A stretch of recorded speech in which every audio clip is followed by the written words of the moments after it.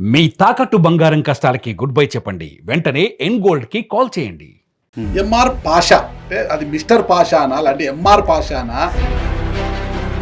నా పూర్తి పేరు మొహమ్మద్ రహీమ్. వైసీపీకి మద్దతుగా మాట్లాడాలి ఆలోచన ఎందుకు వచ్చింది? ఏం ఆశించారు మీరు? గత 30 సంవత్సరాల ఆంధ్రప్రదేశ్ రాజకీయ చరిత్ర చంద్రబాబు నాయుడు గారు లేని పేజీ ఉండదు. అలాగే జగన్మోహన్ రెడ్డి గారు అరే ఈ వ్యక్తి ఫలానా ఎడ్యుకేషన్ సిస్టమ్ని ఫలానా ఆరోగ్య వ్యవస్థని ఇలా విద్యా వైద్యం విషయాల్లో జగన్మోహన్ రెడ్డి గారు తీసుకొచ్చిన సంస్కరణలు ఎవరు తేవలేరు చెప్పారు. జగన్మోహన్ రెడ్డి గారి పరిపాలన చూసాం 2019 నుంచి 24 చంద్రబాబు నాయుడు గారి పరిపాలన చూసాం. చంద్రబాబు నాయుడు గారు ఆ టైంలో ఈ మొన్నటిదాకా మీ గురించి కదా 2 ఏళ్ళు మాట్లాడాను, 2000 వీడియోలు చేశాను. మరి మీరు ఎంత ఇచ్చారు? నాకు 40% ఓటింగ్ వచ్చినప్పుడు ఎలాగ కేవలం 11 సీట్లే వచ్చాయి. దాదాపుగా 54,000 చిల్లర మంది ప్రజలు ఈవీఎం ట్యాంపరింగ్ ఎక్కడ చచ్చారా అని మీరు అనడం ఎందుకు? వాళ్ళ అభిమానులు హర్ట్ అయి గారి అభిమానులు కొంతమంది మా మీద అటాక్ చేసి శంభో శివశంభో సినిమా చూసారా? అందులో నరేష్ గారు పరిగెడతారు కారు. ఇంట్లో భార్య సంపాదిస్తుంటే డబ్బులు ఎక్కువయ్యి అంటే మీరు ఏమనాలనుకుంటున్నారు? ఆడవాళ్ళ సంపాదన అంటే అంత చిన్న చూపా మీకు? నాకు ఉద్యోగం లేని రోజు నా భార్య నేను ఇంట్లో కూర్చోబెట్టింది. కానీ వీధిలో పోయే గలాటలు ఇంట్లోకి రాలేదు. ఒక్కొక్కసారి ఒక జర్నలిస్ట్ గా ఒక్కగా నేను ఎంత బాధపడతాను నాకు తెలుసు. ఒక ఇంటర్వ్యూ చేస్తే ఒకరు నాతో ఆగరు. ముందుగా పార్టీకి ఒక సిద్ధాంతం, బీజేపీ హిందుత్వ, జనసేన సనాతన ధర్మం, టీడీపీ ఏంటి సిద్ధాంతం. మీ పార్టీ సిద్ధాంతం మీరు చెప్పండి. వైసీపీ సిద్ధాంతం బీయింగ్ ఏ తెలంగాణ సిటిజన్ మీకేం బాధ? ఆంధ్రప్రదేశ్ గురించి ఇన్ని ప్రశ్నలు అడుగుతున్నారు. మీరు ఆంధ్రప్రదేశ్ వాసి, తెలంగాణ గురించి ఎప్పుడు ప్రశ్న అడగలేదండి? నేను బేసిక్ గా జర్నలిస్ట్. 30 ఏళ్ళుగా ఈ ప్రొఫెషన్ లో నేను ఉన్నాను. నా విధి అది. అక్కడ ఉంటా ఇక్కడ ఉంటా. Welcome to it's TV. నేను మీ నాగరాజ్ పైశెట్టి. ఈ రోజు మన అతిథి పొలిటికల్ అనలిస్ట్ ఎంఆర్ పాషా గారు మనతో ఉన్నారు. నమస్తే అన్న. నమస్తే. నమస్తే. బాగున్నారా? బాగున్నాండి అన్న. ఎంఆర్ పాషా అంటే ఇప్పుడు మామూలుగా భాష ఇలా వింటుంటాం అనమాట. ఎంఆర్ పాషా అంటే అది మిస్టర్ పాషానా అంటే ఎంఆర్ పాషానా? ఏంటి అసలు ఈ పాషా ఏంటి? ఎంఆర్ అనేది ఏంటి అసలుకి? నా పూర్తి పేరు మొహమ్మద్ రహమత్ పాషా అండి. మొహమ్మద్ రహమత్ మొహమ్మద్ రహమత్ పాషా. కొంచెం కుదించినారు, పలకడానికి కొంచెం కష్టంగా ఉంటది కదా అని చెప్పేసి ఎంఆర్ పాషా అని చెప్పేసి షార్ట్, అంతే, ఇంకేం లేదు. రహమత్ అని పెట్టుకోండి కదా. రహమత్ అని పెట్టుకోవచ్చు. దాన్ని కూడా కొంచెం పలకడం అనేది కొంచెం అంటే జనరల్గా నాకు 99.999% ఫ్రెండ్స్ అందరూ కూడా, నాకు తెలిసిన వాళ్ళందరూ కూడా హిందూ సమాజం నుంచి ఉన్నారు. నా ఫ్రెండ్స్ కూడా కొంచెం కష్టాలు రహమత్ అనడం. కొంతమంది రహమత్ అనేస్తారు, కొంతమంది రహీమత్ అనేస్తారు. సో ఎందుకు వచ్చిన గోల? పాషా అన్నది ఈజీ నేమ్ కదా, అందుకే ఎంఆర్ పాషా అని చెప్పేసి పెట్టేసి ఎంఆర్ మర్చిపోయినా పాషా గుర్తుండిపోతుంది. అది కాన్సెప్ట్. ప్రస్తుతం ఏపీ పాలిటిక్స్ గురించి మనం డిస్కస్ చేసుకునే ముందు సార్ ఎంఆర్ పాషా గారి గురించి నేను తెలుసుకోవాలని అనమాట. అసలు మీ నేటివ్ ఎక్కడ? అసలుకి మీ పేరెంట్స్ ఎవరు? వాళ్ళు ఏం చేస్తుంటారు అసలు? సార్ అంటే అమ్మా నాన్న ఇద్దరు కూడా చనిపోయారండి. ఏం పేరు నాన్న? నాన్నగారు రజాక్ గారిని.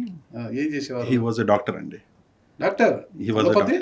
ఆయన ఎంబీబీఎస్ డాక్టర్ 2000 వరకు, అంటే 1999 డిసెంబర్ 31 వరకు ఆయన ప్రాక్టీస్ చేశారు. ఒక చిన్న ఇన్సిడెంట్స్, ఒక చిన్న యాక్సిడెంట్ వల్ల దాని తర్వాత ఆయన ప్రాక్టీస్ చేయలేకపోయారు.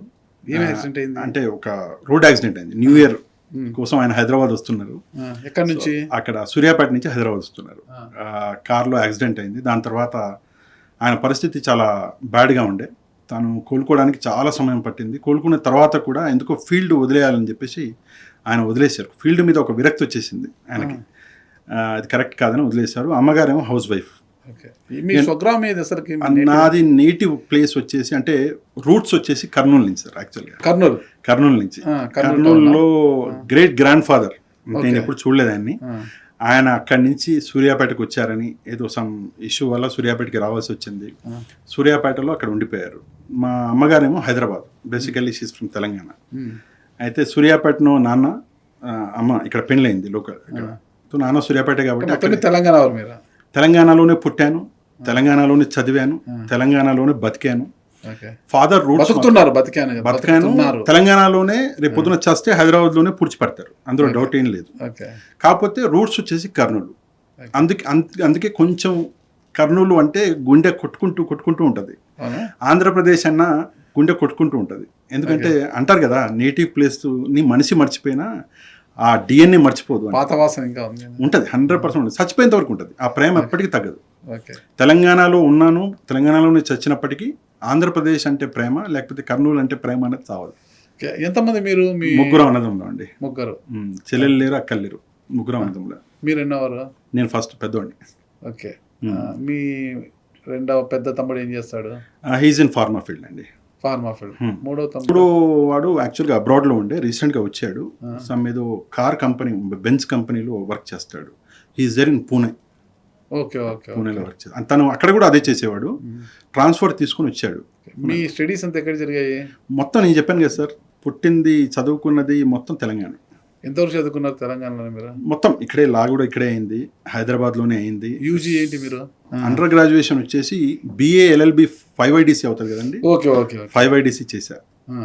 అండ్ 10th క్లాస్ వచ్చేసి ఇంటర్మీడియట్ తర్వాత డైరెక్ట్గా 10th క్లాస్ వరకు మన టేక్మట్ల సూర్యాపేట దగ్గర ఒక చిన్న విలేజ్, అక్కడ 10th అయింది. దాని తర్వాత ఇక్కడికి వచ్చాను. హైదరాబాద్లో మెడికల్ ల్యాబ్ టెక్నీషియన్ అని ఇంటర్మీడియట్ కోర్స్ ఉంటుంది, మీకు తెలిసి ఉంటుంది, బోర్డ్ ఆఫ్ ఇంటర్మీడియట్ నుంచి మెడికల్ ల్యాబ్ టెక్నీషియన్ చేశాను. అప్పుడు ఏదో ఒక టెక్నికల్గా వెళ్ళిపోవాలి. అప్పుడు NTR యూనివర్సిటీ నుంచి మీకు గుర్తుంటే BSc మెడికల్ ల్యాబ్ టెక్నీషియన్ అని తీసుకొచ్చారు. అప్పట్లో ఆ కోర్స్ చేసిన వాళ్ళు ఎవరు లేరు. సో మెడికల్ ల్యాబ్ టెక్నీషియన్ చేసి BSc చేస్తే అబ్రాడ్లో మంచి ఉద్యోగాలు వస్తున్నాయి, అందులోనే BSc MLT చేస్తే వస్తున్నాయి అని చెప్పేసి ఒక పుకారు ఉండే. అంటే మా ఇల్లు మొత్తం మెడికల్ ఫీల్డ్ అండి. మా నాన్నగారు మీకు చెప్పాను, మా మామయ్యలు కూడా మెడికల్ ఫీల్డ్లోనే మంచి పొజిషన్లో ఉన్నారు. నేను కూడా అటే వెళ్ళాలి, MBBS చదివే స్తోమత లేదు, చదువులో కూడా అంత పెద్ద అదేం కాదు. సో బెటర్ అని చెప్పేసి అలాగే ప్లాన్ చేసినాము ఇంటర్మీడియట్. దాని తర్వాత 5IDC అయింది. దాని తర్వాత కానీ లా వైపు వెళ్ళలే. ఇంత విచిత్రమైన తర్వాత 5 years లా చేసి మీరు తర్వాత మళ్ళీ మెడికల్ సైడ్ చెప్తాను. దాని వెనకాల ఒక పెద్ద స్టోరీ ఉంది. ఏంటంటే యాక్చువల్గా అటువైపే వెళ్ళాలి, కానీ ఏమైపోయిందంటే ఫార్మా ఫీల్డ్ అన్నది మా కుటుంబానికి చాలా దగ్గర. అంటే రీటైల్ ఫీల్డ్ కాదు, హోల్సేల్ ఫీల్డ్. హోల్సేల్ ఫీల్డ్లో ఇన్కమ్ అండ్ వర్క్ అనేది చాలా ఎక్కువ ఉంటుంది. ఇన్కమ్ అంటే ఉంటుంది, బట్ వర్క్ ఎక్కువ ఉంటుంది. మీకు తెలిసి ఉంటుంది, ఒక 2% 3%లో స్టాక్ అనేది ఇక్కడి నుంచి అక్కడికి, అక్కడి నుంచి ఇక్కడికి. సో మా కుటుంబం అందులో ఉండే. అండ్ ఇప్పటికి కూడా నా చిన్న తమ్ముడు రెండో వాడు అదే వర్క్లో ఉన్నాడు. సో అందులో అవసరం అనిపించింది అప్పుడు ఒకటి. రెండవది ఏంటంటే అడ్వకేట్స్ పరిస్థితి కూడా ఇప్పుడు కూడా అట్నే ఉంది. మీకు తెలుసు కొత్తగా వచ్చిన అడ్వకేట్స్ ఎట్లున్నారు. సో ఫైనాన్షియల్గా కొంచెం ఇబ్బంది పడాలి, మనం స్టాండ్ అయ్యేంత వరకు కష్టపడాలి. సో ఆ సమయంలో పెండ్లి, అప్పుడే నెక్స్ట్ నా డాటర్ పుట్టడము. సో కొంత రెస్పాన్సిబిలిటీ అనిపించింది నాకు. అందుకే ఫార్మా ఫీల్డ్ వైపే మళ్ళాను. ఫార్మా ఫీల్డ్లోనే జీవితం మొత్తం, అంటే 2020 వరకు కూడా ఫార్మా ఫీల్డ్లోనే ఉన్నాను. 2020లో ఒకానొక సందర్భంలో సరే ఓకే పరిస్థితి ఇప్పుడు అది అవసరం లేదు, దేర్ వాజ్ అన్ ఇష్యూ, ఒక చిన్న ఇష్యూ వస్తే సరే అని చెప్పేసి జర్నలిజం అంటే నాకు చాలా ఇష్టమైన వ్యక్తులు చాలామంది ఉన్నారు, అందులో మీరు కూడా ఉన్నారు. Thank you very much for having me. ఇది నేను చెప్పాలనుకున్నా, ఈరోజు నన్ను పిలిచినందుకు థ్యాంక్ యూ.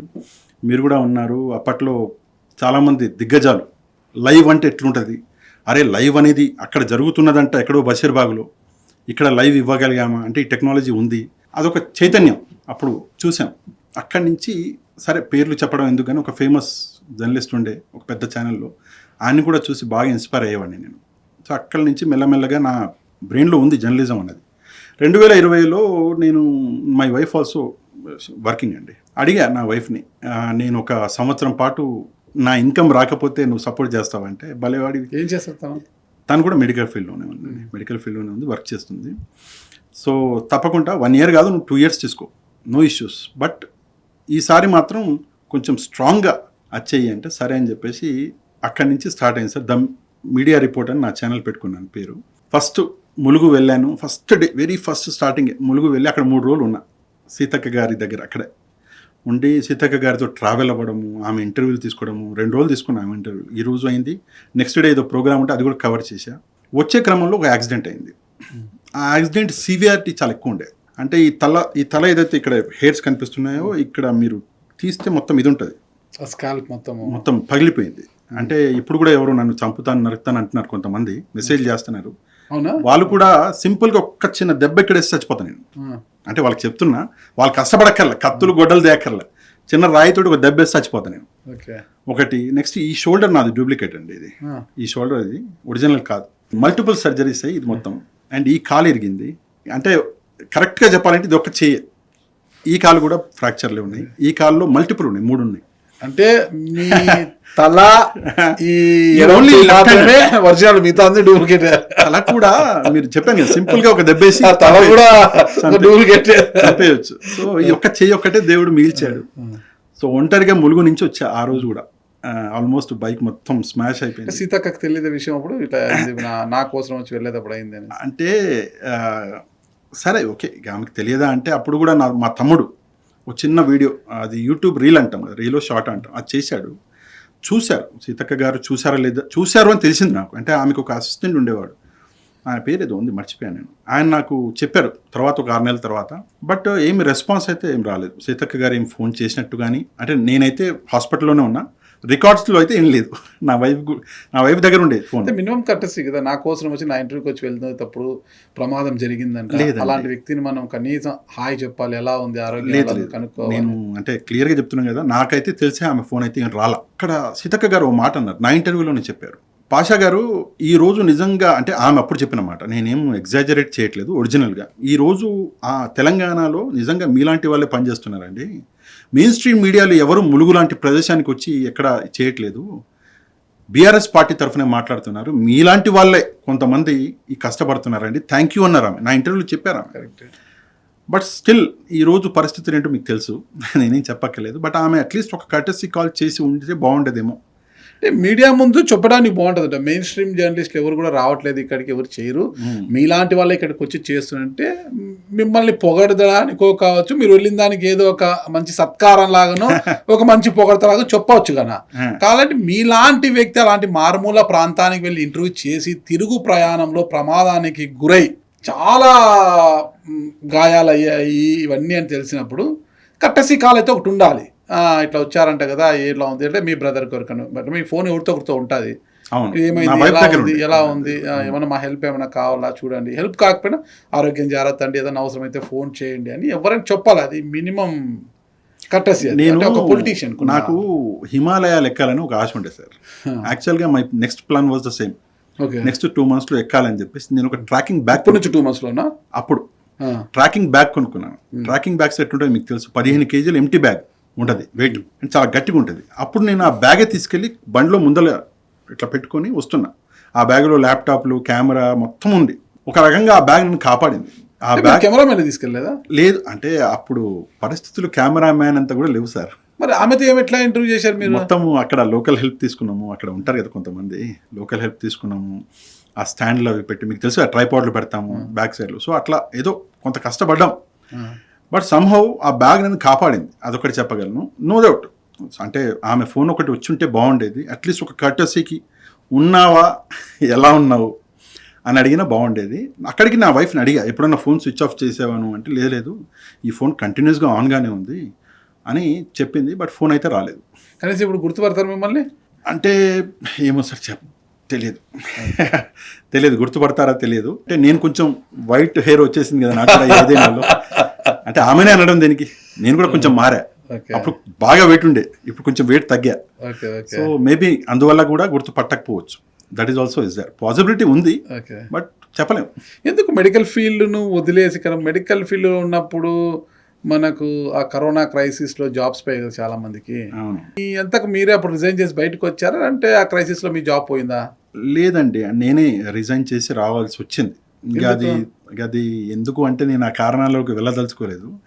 బట్ ఏంటంటే ఒక విషయం ఏంటంటే సార్, అప్పుడు ఆ పరిస్థితులలో ఉద్యోగాల కంటే కంపెనీలు ముఖ్యం అనిపించింది అందరికీ, ఈవెన్ గవర్నమెంట్ కూడా. కంపెనీలు లేకపోతే దేశం ఏమైపోవాలి, కంపెనీలు లేకపోతే ఒక రాష్ట్రం ఏమైపోవాలి. సో కంపెనీలు కూడా పాపం వాళ్ళు ఒక నెలంటే ఇవ్వగలరు, 2 నెలలు ఇవ్వగలరు, 6 నెలలు ఇవ్వగలరు. బట్ ఆ టైంలో కరోనా ఎప్పటిదాకా ఉంటుందో తెలియదు. ఆ 3 నెలలు స్టార్టింగ్లో మీకు క్లారిటీ లేదు, నాకు క్లారిటీ లేదు. సో ఆ సమయంలో కంపెనీలు ఏమనుకున్నాయంటే, సర్వైవ్ అవ్వాలి అంటే అట్లీస్ట్ మేము ఉండాలి, మేము ఉంటే రేపు పొద్దున మళ్ళీ ఉద్యోగాలు ఇచ్చుకోవచ్చు. సో ఆ క్రమంలో చాలా కంపెనీలు చాలామందిని తొలగించినాయి. అది మీరు కూడా చూశారు, పేపర్లలో కూడా వచ్చినాయి. సో ఆ క్రమంలోనే ఒక చిన్న సంఘటన జరిగితే నేను ఎవరినో బ్లేమ్ చేయను, నాకు నేనుగా ఆనందంగానే వచ్చాను. అండ్ రెండో విషయం, ఒకటి ఇంపార్టెంట్ విషయం ఏంటంటే ఫైనాన్షియల్గా కూడా అప్పుడు లేదా ఇప్పుడు ఎప్పుడు వెల్ ఆఫ్గా ఒక 5 స్టార్ బ్రతుకు కాదు, కానీ నెరి చేయి జాపే బ్రతుకు అయితే అప్పుడు కూడా లేదు, ఇప్పుడు కూడా లేదు. దేవుడి దయ. ఎందుకంటే తప్పు ఎప్పుడు చేయం కాబట్టి, అట్లీస్ట్ తెలిసి చేయం. నాకు తెలియకుండా నేను ఏదో చేస్తుంటా, కొంతమంది నా మీద కోపంగా ఉండుంటారు, కానీ తెలిసి చేయం కాబట్టి ఆ కాన్ఫిడెన్స్ ఉంది. నా ₹1 ఇది నాది, నేను సంపాదించుకున్నా, ఇది నేను ఖర్చు పెడతాను అని అట్లా నేను చేసుకుంటా. ఆ రోజు కూడా పరిస్థితులు అంత డేంజర్గా లేవు. కరోనా టైంలో మీరు కూడా చేసి ఉంటారు, మేము కూడా చేసినాం. I was in the same field కాబట్టి ఆక్సిజన్ సిలిండర్స్ నేను సప్లై ఎంతమందికి చేయగలిగానో అంతమందికి చేశాను. చాలా హెల్ప్ చేశాను సొసైటీకి. ఎంతమంది కిడ్స్ అండి మీకు? నాకు 3 బిడ్డలండి. 3 బిడ్డ అంటే మేము 3 అన్నదమ్ములం, ఆడబిడ్డలు లేరు మా ఫ్యామిలీలో, కానీ నాకు 3 బిడ్డలే. 3 ఆడబిడ్డలే. 3 ఆడబిడ్డలే. కొడుకు కావాలని 3వ వరకు ఆగారా? లేదు, కొడుకు కావాలని 3 వరకు ఆగడం కాదు, కానీ యాక్చువల్గా నాకు 3 కావాలనిపించింది అప్పుడు. ఎందుకు అలా అనిపించింది అంటే 2025లో చంద్రబాబు నాయుడు గారు అప్పుడు ఒకరినే కనబడ్డాడు, ఒకరే ముద్ద అన్నారు. 2025లో చంద్రబాబు నాయుడు గారు అంటారని నేను ముందుగానే ఊహించి 3 బిడ్డలు. ఎలా ఊహించారండి? అలా అంతే, అది ఎలా 6 సెన్స్ పనిచేసింది సార్. ఇప్పుడు కానీ ఏదో 3 అయితే 30, 4 అయితే 40 ఉంది కదండి. అంతే అంటారా? మీరు అలా భలేవారు, మీరు అలా మాట్లాడుతున్నారు. ఆల్రెడీ డబ్బులు తీసుకున్నాము, అమ్ముడుపోయామని చెప్పి అంటున్నారు. మళ్ళీ ఇట్లా మాట్లాడితే నిజమే అనుకుంటారు అందరు. అవునా? సరే, బాగుంది, మంచి లైఫ్. హైదరాబాదు ఎందుకు రాజకీయాల్లో వచ్చారంట? మెడికల్ ఫీల్డ్, దాన్ని వదిలేసి మీడియా రిపోర్ట్, ఫస్ట్ ఆ ములుగు లాంటి ప్రాంతానికి వెళ్ళి, ఒక గ్రామీణ గిరిజన ప్రాంతానికి వెళ్ళి అక్కడ సమస్యల గురించి కావచ్చు, గిరిజన మహిళగా రాజకీయాల్లోకి వచ్చిన సీతక్క ఇంటర్వ్యూ కావచ్చు, మంచి జర్నీనే. హైదరాబాద్లో ఉంటున్నాం మీరు. 2019 నుంచి 24 వరకు ఏపీలో అధికారంలో ఉన్న వైసీపీకి మద్దతుగా మాట్లాడాలి ఆలోచన ఎందుకు వచ్చింది? ఏం ఆశించారు మీరు? ఒక చిన్న విషయం చెప్తానండి. అంటే దీంట్లో మీరు చెప్పిన దాంట్లో 3-4 ప్రశ్నలు ఉన్నాయి. లాస్ట్ ప్రశ్న ఏం ఆశించారు, సో దీన్ని మనం లాస్ట్లో మాట్లాడదాం. 2019 నుంచి 2024 వరకు అన్న ఏదైతే అంటున్నారో, 2019 నుంచి 2023 వరకు మీరు నా వీడియోలు చూసినా ఎక్కడ వైసీపీని నేను పొగిడింది లేదు. ఒకటి ఉదాహరణ చెప్తాను మీకు. రోజా గారిని బహుశా నేను క్రిటిసైజ్ చేసినంత 2019లో నా ఛానల్ లేదు, 2020లో వచ్చిన ఛానల్. ఓకే, నేను వచ్చిందే మీడియాలోకి 2020 నవంబర్లో. మీరు 2020 నుంచి తీసుకోండి. 2020 నుంచి 2021 వరకు నా వీడియోలో ఉండవు. నాకు యాక్సిడెంట్ అయింది, అది వేరు. నేను యాక్చువల్గా పనిచేసింది 22 నుంచే. సో 22 నుంచి 24 ఎన్నికలకి ముందు 3 నెలల ముందు వరకు కూడా నేను రోజా గారిని క్రిటిసైజ్ చేశా. నేను ఒక ఎంపీ గారు ఉండే, అంటే ఆ పేరు ఎందుకు లేండి, ఆయన మీద నేను చేసిన వీడియోలు ఎవరు చేయలే. ఓకే, నేను క్రిటిసైజ్ అందరినీ చేశా. విషయం ఏంటంటే పికింగ్. మీరేం పిక్ చేస్తున్నారు, మీకు కావాల్సింది పిక్ చేసుకుంటున్నారు. అండ్ నేను వైసీపీ గురించి పాజిటివ్గా ఎందుకు మాట్లాడా, నో డౌట్ 100% చెప్తున్నా, మళ్ళీ చెప్తున్నా, మాట్లాడా. ఎందుకు? ఎన్నికలకి ముందే 3 నెలల ముందు, 4 నెలల ముందు. ఎందుకంటే నేను ఆంధ్రప్రదేశ్లో తిరుగుతున్న క్రమంలో నాకు వచ్చిన ఫీడ్బ్యాక్ని చూసి నిజంగా నేను కూడా ఎంతో కొంత ఆశ్చర్యపోయా. ఉదాహరణకి జగన్మోహన్ రెడ్డి గారు చేసిన మంచి పనులు. సార్, ఎవరు ఏమి చెప్పినా, ఏమి ఒప్పుకోకపోయినా, గత 30 సంవత్సరాల ఆంధ్రప్రదేశ్ రాజకీయ చరిత్ర నాగరాజు గారు ఒక పుస్తకం రూపంలో రాయాలి అంటే చంద్రబాబు నాయుడు గారు లేని పేజీ ఉంటుందా? ఆయన లేని పేజీ ఉండదు. ఆయన అధికారంలో ఉన్నా లేకపోయినా చంద్రబాబు నాయుడు గారి పేరు లేకుండా మీరు ఆంధ్రప్రదేశ్ చరిత్ర రాయలేరు. ఉమ్మడి ఆంధ్రప్రదేశ్ రాజకీయాలు తీసుకుంటే 30 సంవత్సరాలు కాదు, 40 సంవత్సరాలు కూడా రాయలేరు. ఓకే, అలాగే జగన్మోహన్ రెడ్డి గారు ఆ 5 ఏళ్లలో ఏం చేశాడు అన్నటువంటి విషయాలు ఎప్పుడైతే తెలుసుకున్న కొద్దీ, అరే ఈ వ్యక్తి ఫలానా ఎడ్యుకేషన్ సిస్టమ్ని ఇలా మార్చాడు, ఫలానా ఆరోగ్య వ్యవస్థని ఇలా మార్చాడు, రైతులు ఈ పని చేశాడు, రైతులకి మహిళలు సంపాదించుకునే ఒక ఆప్షన్ని ఇచ్చాడు అన్నటువంటి ఒక మంచి తెలిసిన తర్వాత ఈ వ్యక్తి ఇంకో 5 ఏళ్ళు ఉంటే ఏమవుతుంది, ఇంకో 5 ఏళ్ళు అయితే ఏమవుతుంది? ఒక చిన్న ఉదాహరణ చెప్తా. నేను ఒక మొక్క పెట్టినా, 5 నెలలు ఆ మొక్క ఇంత అయింది, ఇంకో 5 నెలల్లో ఇంత అవుతుంది కదా. సో ఒక వ్యక్తి 2019లో ఒక స్కూల్లో ఒక చిన్న పిల్లాడు చేరితే 2025లో, అంటే టెక్నికాలిటీస్కి వెళ్ళొద్దు, 2024లో ఆ అబ్బాయి 5వ తరగతిలో ఉంటాడు అనుకున్నాం. 5ో 4, 2029లో 10వ తరగతిలో ఉంటాడు, 2034లో గ్రాడ్యుయేషన్ అయిపోయి బయటకు వెళ్తాడు. అంటే ఆ అబ్బాయి జీవితం మారుతుంది అన్నటువంటి ఒక సదుద్దేశంతో వైసీపీకి సపోర్ట్ చేసి పాజిటివ్గా మాట్లాడిన విషయం నిజమే. ఈరోజు కూడా నేను నొక్కుంటాను. అందులో రహమత్ పాషా గారికి అంటే నాకు ఏదో లాభం జరిగిందా అన్న కోణంలో ఫస్ట్ మాట్లాడదాం. ఏం లాభం జరిగిందండి? ఎండాకాలంలో పిచ్చోళ్ళలాగా మొత్తం ఆంధ్రప్రదేశ్ కర్నూలు నుంచి మొదలుకుంటే ఆ ఎండ్ వరకు తిరిగా. ఏం లాభం జరిగింది? ఒక విషయం చెప్పండి. ఒక కారు వేసుకొని, ఇందాక మీరు అన్నారు మీకు అసిస్టెంట్ లేరా అంటే ఇద్దరిని వేసుకున్నా. 2 వీలర్లో వెళ్ళడం అసాధ్యం కాబట్టి ములుగు కూడా 2 వీలర్లో ఎందుకు వెళ్ళా అంటే అక్కడ రోడ్లు బాగాలేవని ఎవరు చెప్పారు నాకు. అప్పుడు కారు వేసుకొని ఎండాకాలంలో మొత్తం నెలల తరబడి తిరిగాను సార్. తిరిగి నేను ఖర్చు పెట్టుకున్నా, నా ఖర్చు అయింది. అందులో నాకు జరిగిన ఫైనాన్షియల్ హెల్ప్ ఏంటి నాకు అర్థం కాలే. వీళ్ళందరూ మాట్లాడుతున్నారు ఈరోజు ఏదో ఫైనాన్షియల్గా అది చేశారు ఇది చేశారని చెప్పేసి. ఎవరో మాట్లాడలే, వైసీపీ వాళ్ళే మాట్లాడుతున్నారు. నేనేదో డబ్బులు తిన్నానని టీడీపీ దగ్గర నుంచో లేదా జనసేన దగ్గర నుంచో తిన్నానని. నేను సింపుల్ క్వశ్చన్ అడుగుతా, మీరు ఎంత ఇచ్చారు వైసీపీ వాళ్ళు?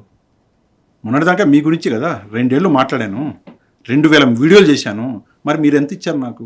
ఓసారి ఒప్పుకోండి లేదా చూపించండి రికార్డులు. మరి టీడీపీ ఎంత ఏమైనా ఇస్తే నేను చెప్తా. మీరేమీ ఇవ్వలేదు కదా, కరెక్టే కదా. ఇవ్వనప్పుడు మీ దగ్గరే తీసుకొని వాడిని ఇంకెవరి దగ్గరకు వెళ్ళి చేయి దాస్తానా? అదేంటి నాకు అర్థం కాదు. These all are the facts. ఇంట్లో కూర్చొని ఒక వీడియో చూసి కమెంట్ చేసే వాళ్ళు మంచి వాళ్ళు, అంటే పని పాట లేని రోజు దండి లేదు వాళ్ళు చాలా మంచి వాళ్ళు సార్. నేను వాళ్ళని పని పాట లేనోడు ఒక వీడియో చూసి లేనిపోని పిచ్చి పిచ్చి కామెంట్స్ వాడు పెడుతుంటాడు. వాడు వచ్చి కెమెరా ముందు వచ్చి వాడు ఇంటర్వ్యూ చేసే తెలుస్తుంది. ఆ చేసే యోగ్యత ఆ శక్తి వాడికి ఉండదు. కానీ కామెంట్ మాత్రం చాలా ఈజీగా పెట్టేశాడు వాడు.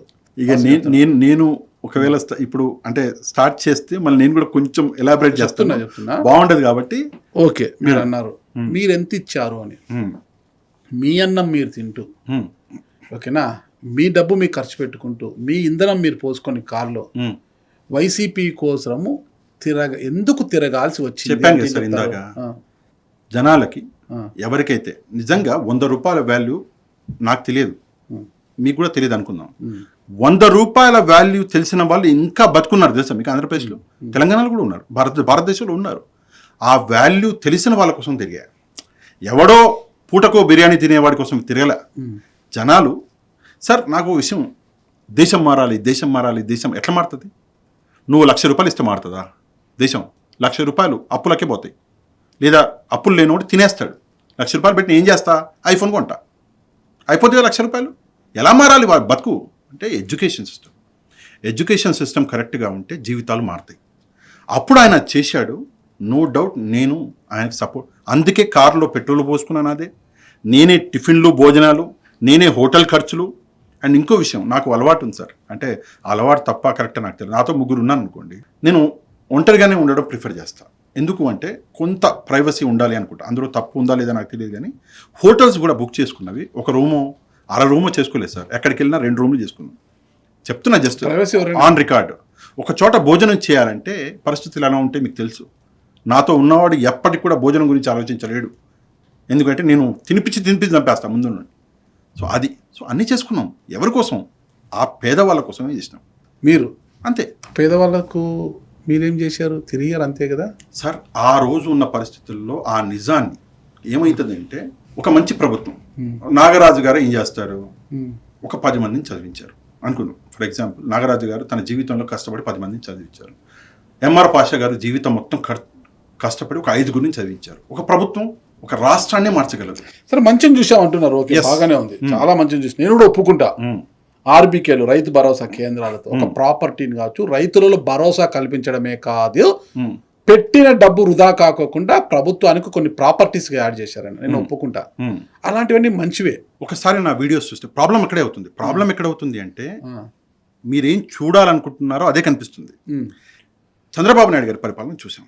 చంద్రబాబు నాయుడు గారి పరిపాలన 2014 నుంచి 19 మధ్యలో చూసాం కాబట్టి, చంద్రబాబు నాయుడు గారు ఆ టైంలో ఈ ఎడ్యుకేషన్ సిస్టమ్ మీద అంత వర్క్ చేయలేదు.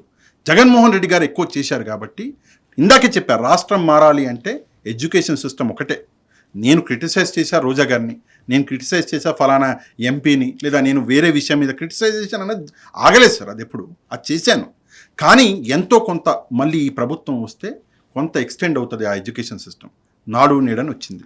నాడు నేడు is a very good project అండి. అది ఢిల్లీ ప్రాజెక్ట్ అది. ఓకే, నేను సాక్షికి వెళ్ళా. సాక్షిలో ఏం జరుగుతుంది అన్నటువంటి విషయం మీకు బాగా తెలుసు. ఒక సబ్జెక్ట్ తీసుకుంటారు, ఆ సబ్జెక్ట్ గురించి ఆ రోజు మనం మాట్లాడాలి. మనం వేరే సబ్జెక్ట్ మాట్లాడడానికి ఉండదు. జనరల్గా ఎక్కడైనా సరే మీరు ప్రశ్న అడిగితే ఆ ప్రశ్నకి నేను సమాధానం చెప్పాలి, కానీ ఏదేదో నేను మాట్లాడకూడదు కదా. ఆ సబ్జెక్ట్ ఓరియంటెడ్ ఆ రోజు మాట్లాడి వచ్చాం, అంతేకాని వేరే సబ్జెక్టుల గురించి ప్రశ్నించలేదా అంటే 100% ప్రశ్నించాం. అనుకూలంగా ఉండేదే ఏబిఎన్ మాట్లాడుతుంది, అనుకూలంగా ఉండేదే టీవీ5 మాట్లాడుతుంది. అక్కడ అనుకూలము అక్కడ ప్రతికూలము అది లేదు. ఉన్నది ఉన్నట్లు మాట్లాడితే కూడా మా మీద యువతల పసుపు రంగు వేస్తారు, యువతల బ్లూ రంగు వేస్తారు. ఏ రంగు పూసుకోలేక చచ్చిపోతున్నాం మేడం మేము. మీ సమస్య అదే, నా సమస్య అదే. ఈ రోజు నేను సాక్షి వదిలేసి వచ్చాను. సరే, మీ సమస్య మీరు చెప్పుకున్నారు, అది అందరికి అర్థమైంది. నా సమస్య కూడా అదే. ఎందుకు సాక్షి వదిలేశాను నేను? బికాస్ నేను అబ్జర్వ్ చేశా, ఒక ముద్ర పడిపోతుంది. ఇందాక మీరు చెప్పిన ముద్రే. సాక్షికి నేను ఎప్పుడు వెళ్ళాను? అంతకు ముందు మీరు ఆ పార్టీకి అనుబంధంగానే లేదు కదా, నో నెవర్. నేను ఎలక్షన్ అనౌన్స్ అయిన మరుక్షణం నేను బయలుదేరా. అంతకంటే ముందు ఎప్పుడు వైసీపీకి పాజిటివ్గా మాట్లాడిన రికార్డే లేదు. చూపించండి కావాలంటే మీరు. అప్పుడు చంద్రబాబు నాయుడు గారికి ఈవెన్ అనుకూలంగా మాట్లాడిన రికార్డు మీకు కనిపిస్తుంది. అదేంటి చంద్రబాబు నాయుడు గారిని పొగుడుతున్నాడేనా అని చెప్పేసి. సో సాక్షికి నేను వెళ్ళింది, ప్రభుత్వం ఉంది, నాకేదో సహాయం చేస్తారు, నాకేదో భూములు రాసిస్తారు, నాకేదో తిరుమల టికెట్లు పంపిస్తారు కాదు. ఓడిపోయిన తర్వాత తిరుమలకు మీరు వెళ్ళలేదు సార్ ఇంతవరకు. అంటే ఎప్పుడు సందర్భం రాలేదు, కానీ వెళ్తాను ఏదో ఒక రోజు. అంటే డిక్లరేషన్ సైన్ చేసి వెళ్తాను. ఓకే, దాంట్లో తప్పేం లేదు. ఒక్కసారైనా పోయే ముందు అట్లీస్ట్ ఒకసారి వెళ్ళి ఒక్కసారి రావాలి, చూడాలి, కళ్ళు అప్పగించి చూడాలి అన్న కోరిక ఈ రోజు కూడా ఉంది. తప్పకుండా వెళ్తాను. అంటే అధికారం లేదా పార్టీలు పక్కన పెట్టేస్తే దట్ డజంట్ కన్సర్న్ కదండి. 2024 ఎన్నికలకు ముందు జగన్మోహన్ రెడ్డి గారు ఇంత మంచి చేశారు, ప్రజలకు వివరించాలని వెళ్ళారు. 2023 ఎన్నికలకు ముందు బీఆర్ఎస్ అది కూడా చేశారా? చేశా. అది ప్రజలకు వివరించే ప్రయత్నం చేశారా? అదే కదా సార్ ప్రాబ్లము. ఇక్కడ కూడా చేశా. ఇక్కడ ఎన్నికలు 6 నెలల ముందు వచ్చాయి, టైం దొరికింది. ఇక్కడ కూడా వెళ్ళా, ఇక్కడ కూడా తిరిగా. రెండోది ఈవెన్ ఇంకో విషయం, గులాబీ రంగు మీకు పూయలేదే? లేదు, బులుగు రంగే తక్కువ. కాంగ్రెస్ రంగు పూసారు. బులుగు రంగు పూసినంత మీకు గులాబీ లేదు, ఆకుపచ్చ రంగు లేదు. చెప్తాను, కాంగ్రెస్ రంగు పూసారు. కాంగ్రెస్ రంగు పూస్తే 2024లో నాకు ఒక సర్జరీ జరిగింది. సర్జరీ యాక్చువల్లీ 2 days అంతే. నేను బయటకు వచ్చి ఒక వీడియో చేశా, బీఆర్ఎస్ పార్టీకి కేసీఆర్ గారికి సారీ చెప్తూ. సో ఆ వీడియో కూడా బాగా వైరల్ అయింది. That is a different story. కానీ అప్పుడు కాంగ్రెస్ రంగు పూసారు, పెద్ద ఎత్తున పూసారు. ఎందుకు అంటే కాంగ్రెస్ నాయకుల ఇంటర్వ్యూలు నేను మాటికి తీసుకోవడము, కాంగ్రెస్ నాయకులతో కొంత క్లోజ్గా ఉండడము, ఇవన్నీ చేశాం. సో అందుకే. అండ్ ఇంకో విషయం సార్, పార్లమెంట్ ఎన్నికల్లో కూడా ఈవెన్ ఈ ఆంధ్రప్రదేశ్ ఎన్నికలు ఏవైతే జరిగాయో దాంతోపాటు తెలంగాణ పార్లమెంట్ ఎన్నికలు జరిగాయి కదా, ఆ పార్లమెంట్ ఎన్నికలు కూడా తిరిగాం, తెలంగాణలో తిరిగాం. సో నో డౌట్ అక్కడ పనిచేసినాము, ఇక్కడ పనిచేసినాము. కానీ ఇక్కడ కొంత ఎక్కువగా కొంత రాసుకున్నారు, అందులో నో డౌట్ అండి, మనమే రాసుకున్నది, ఎవడో కాదు. అందులో తప్పు నాది ఉంది. అధికారంలో ఉన్న రోజు ఏ రోజు కూడా నేను సాక్షి వెళ్ళలేదు. అధికారంలో ఉన్న రోజు ఏ రోజు కూడా వైసీపీతో కనెక్షన్ లేదండి. అధికారం పోయిన 6 నెలల తర్వాత నేను సాక్షి వెళ్ళింది. 2000 ఎన్నికల్లో ఓటమి తర్వాత షాంపుల్స్ ఇస్తారు కదా, అసలు వైసీపీ ఎందుకు ఓడిపోయింది, ఏ కారణం చేత వెళ్ళిపోయింది? దాదాపు 50,000 మంది 60,000 మందితో షాంపుల్స్ ఇస్తారు కదా మీరు. అవును, ఏ ఉద్దేశంతో తీశారు? వైఎస్ఆర్ కాంగ్రెస్ పార్టీ ఓడిపోయింది. 39 చిల్లర అంటే 40% ఓటింగ్ అనేది వచ్చింది. 40% ఓటింగ్ వచ్చినప్పుడు ఎలాగ కేవలం 11 సీట్లే వచ్చాయి అన్న దాని మీద ఒక అనాలిసిస్ చేసి ఏం జరిగింది నేను చెప్పడం కాదు, జనాల్లో చెప్పాలి అని ప్రజల్ని కొన్ని క్వశ్చన్స్ అడిగాం.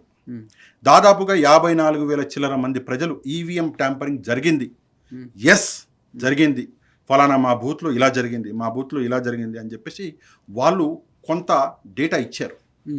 ఇస్తే ఆ మొత్తం తీసుకొని వాళ్ళ దగ్గర నుంచి ఆనరబుల్ ప్రెసిడెంట్ ఆఫ్ ఇండియా గారికి, honourable chief justice of India గారికి పంపించడం జరిగింది. వైసీపీ ఎలా ఓడిపోయిందని తెలుసుకొని, ఈవీఎంలో ట్యాంపరింగ్ వల్లే ఓడిపోయిందని తెలుసుకొని ప్రెసిడెంట్ ఆఫ్ ఇండియాకి పంపించాల్సిన అవసరం ఏమో. సార్ ఒక్క విషయం చెప్తాను, వైసీపీ ఓడిపోయింది మీకేంటి బాధ అనడం కంటే ఈవీఎం ట్యాంపరింగ్ జరిగిందని పాషా గారు బాధపడ్డారు అని ఎందుకు అనుకోవట్లేదు మీరు?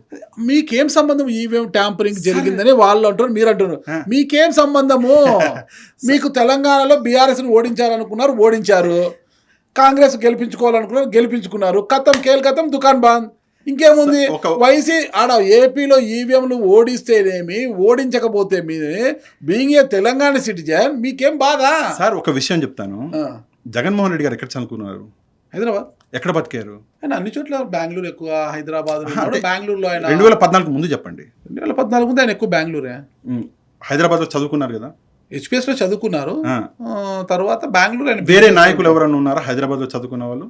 అంటే అన్ని పార్టీలో దాదాపు కిరణ్ కుమార్ రెడ్డి గారు ఇక్కడ ఓకే, ఈవెన్ పుట్టిన వాళ్ళు కూడా ఉన్నారు ఇక్కడ, పుట్టిన చాలా మంది ఉన్నారు. సో మీరు అనేది ఏంటంటే మీకేం బాధ అన్నప్పుడు, సరే ఎవరికి మాత్రం ఏం బాధ?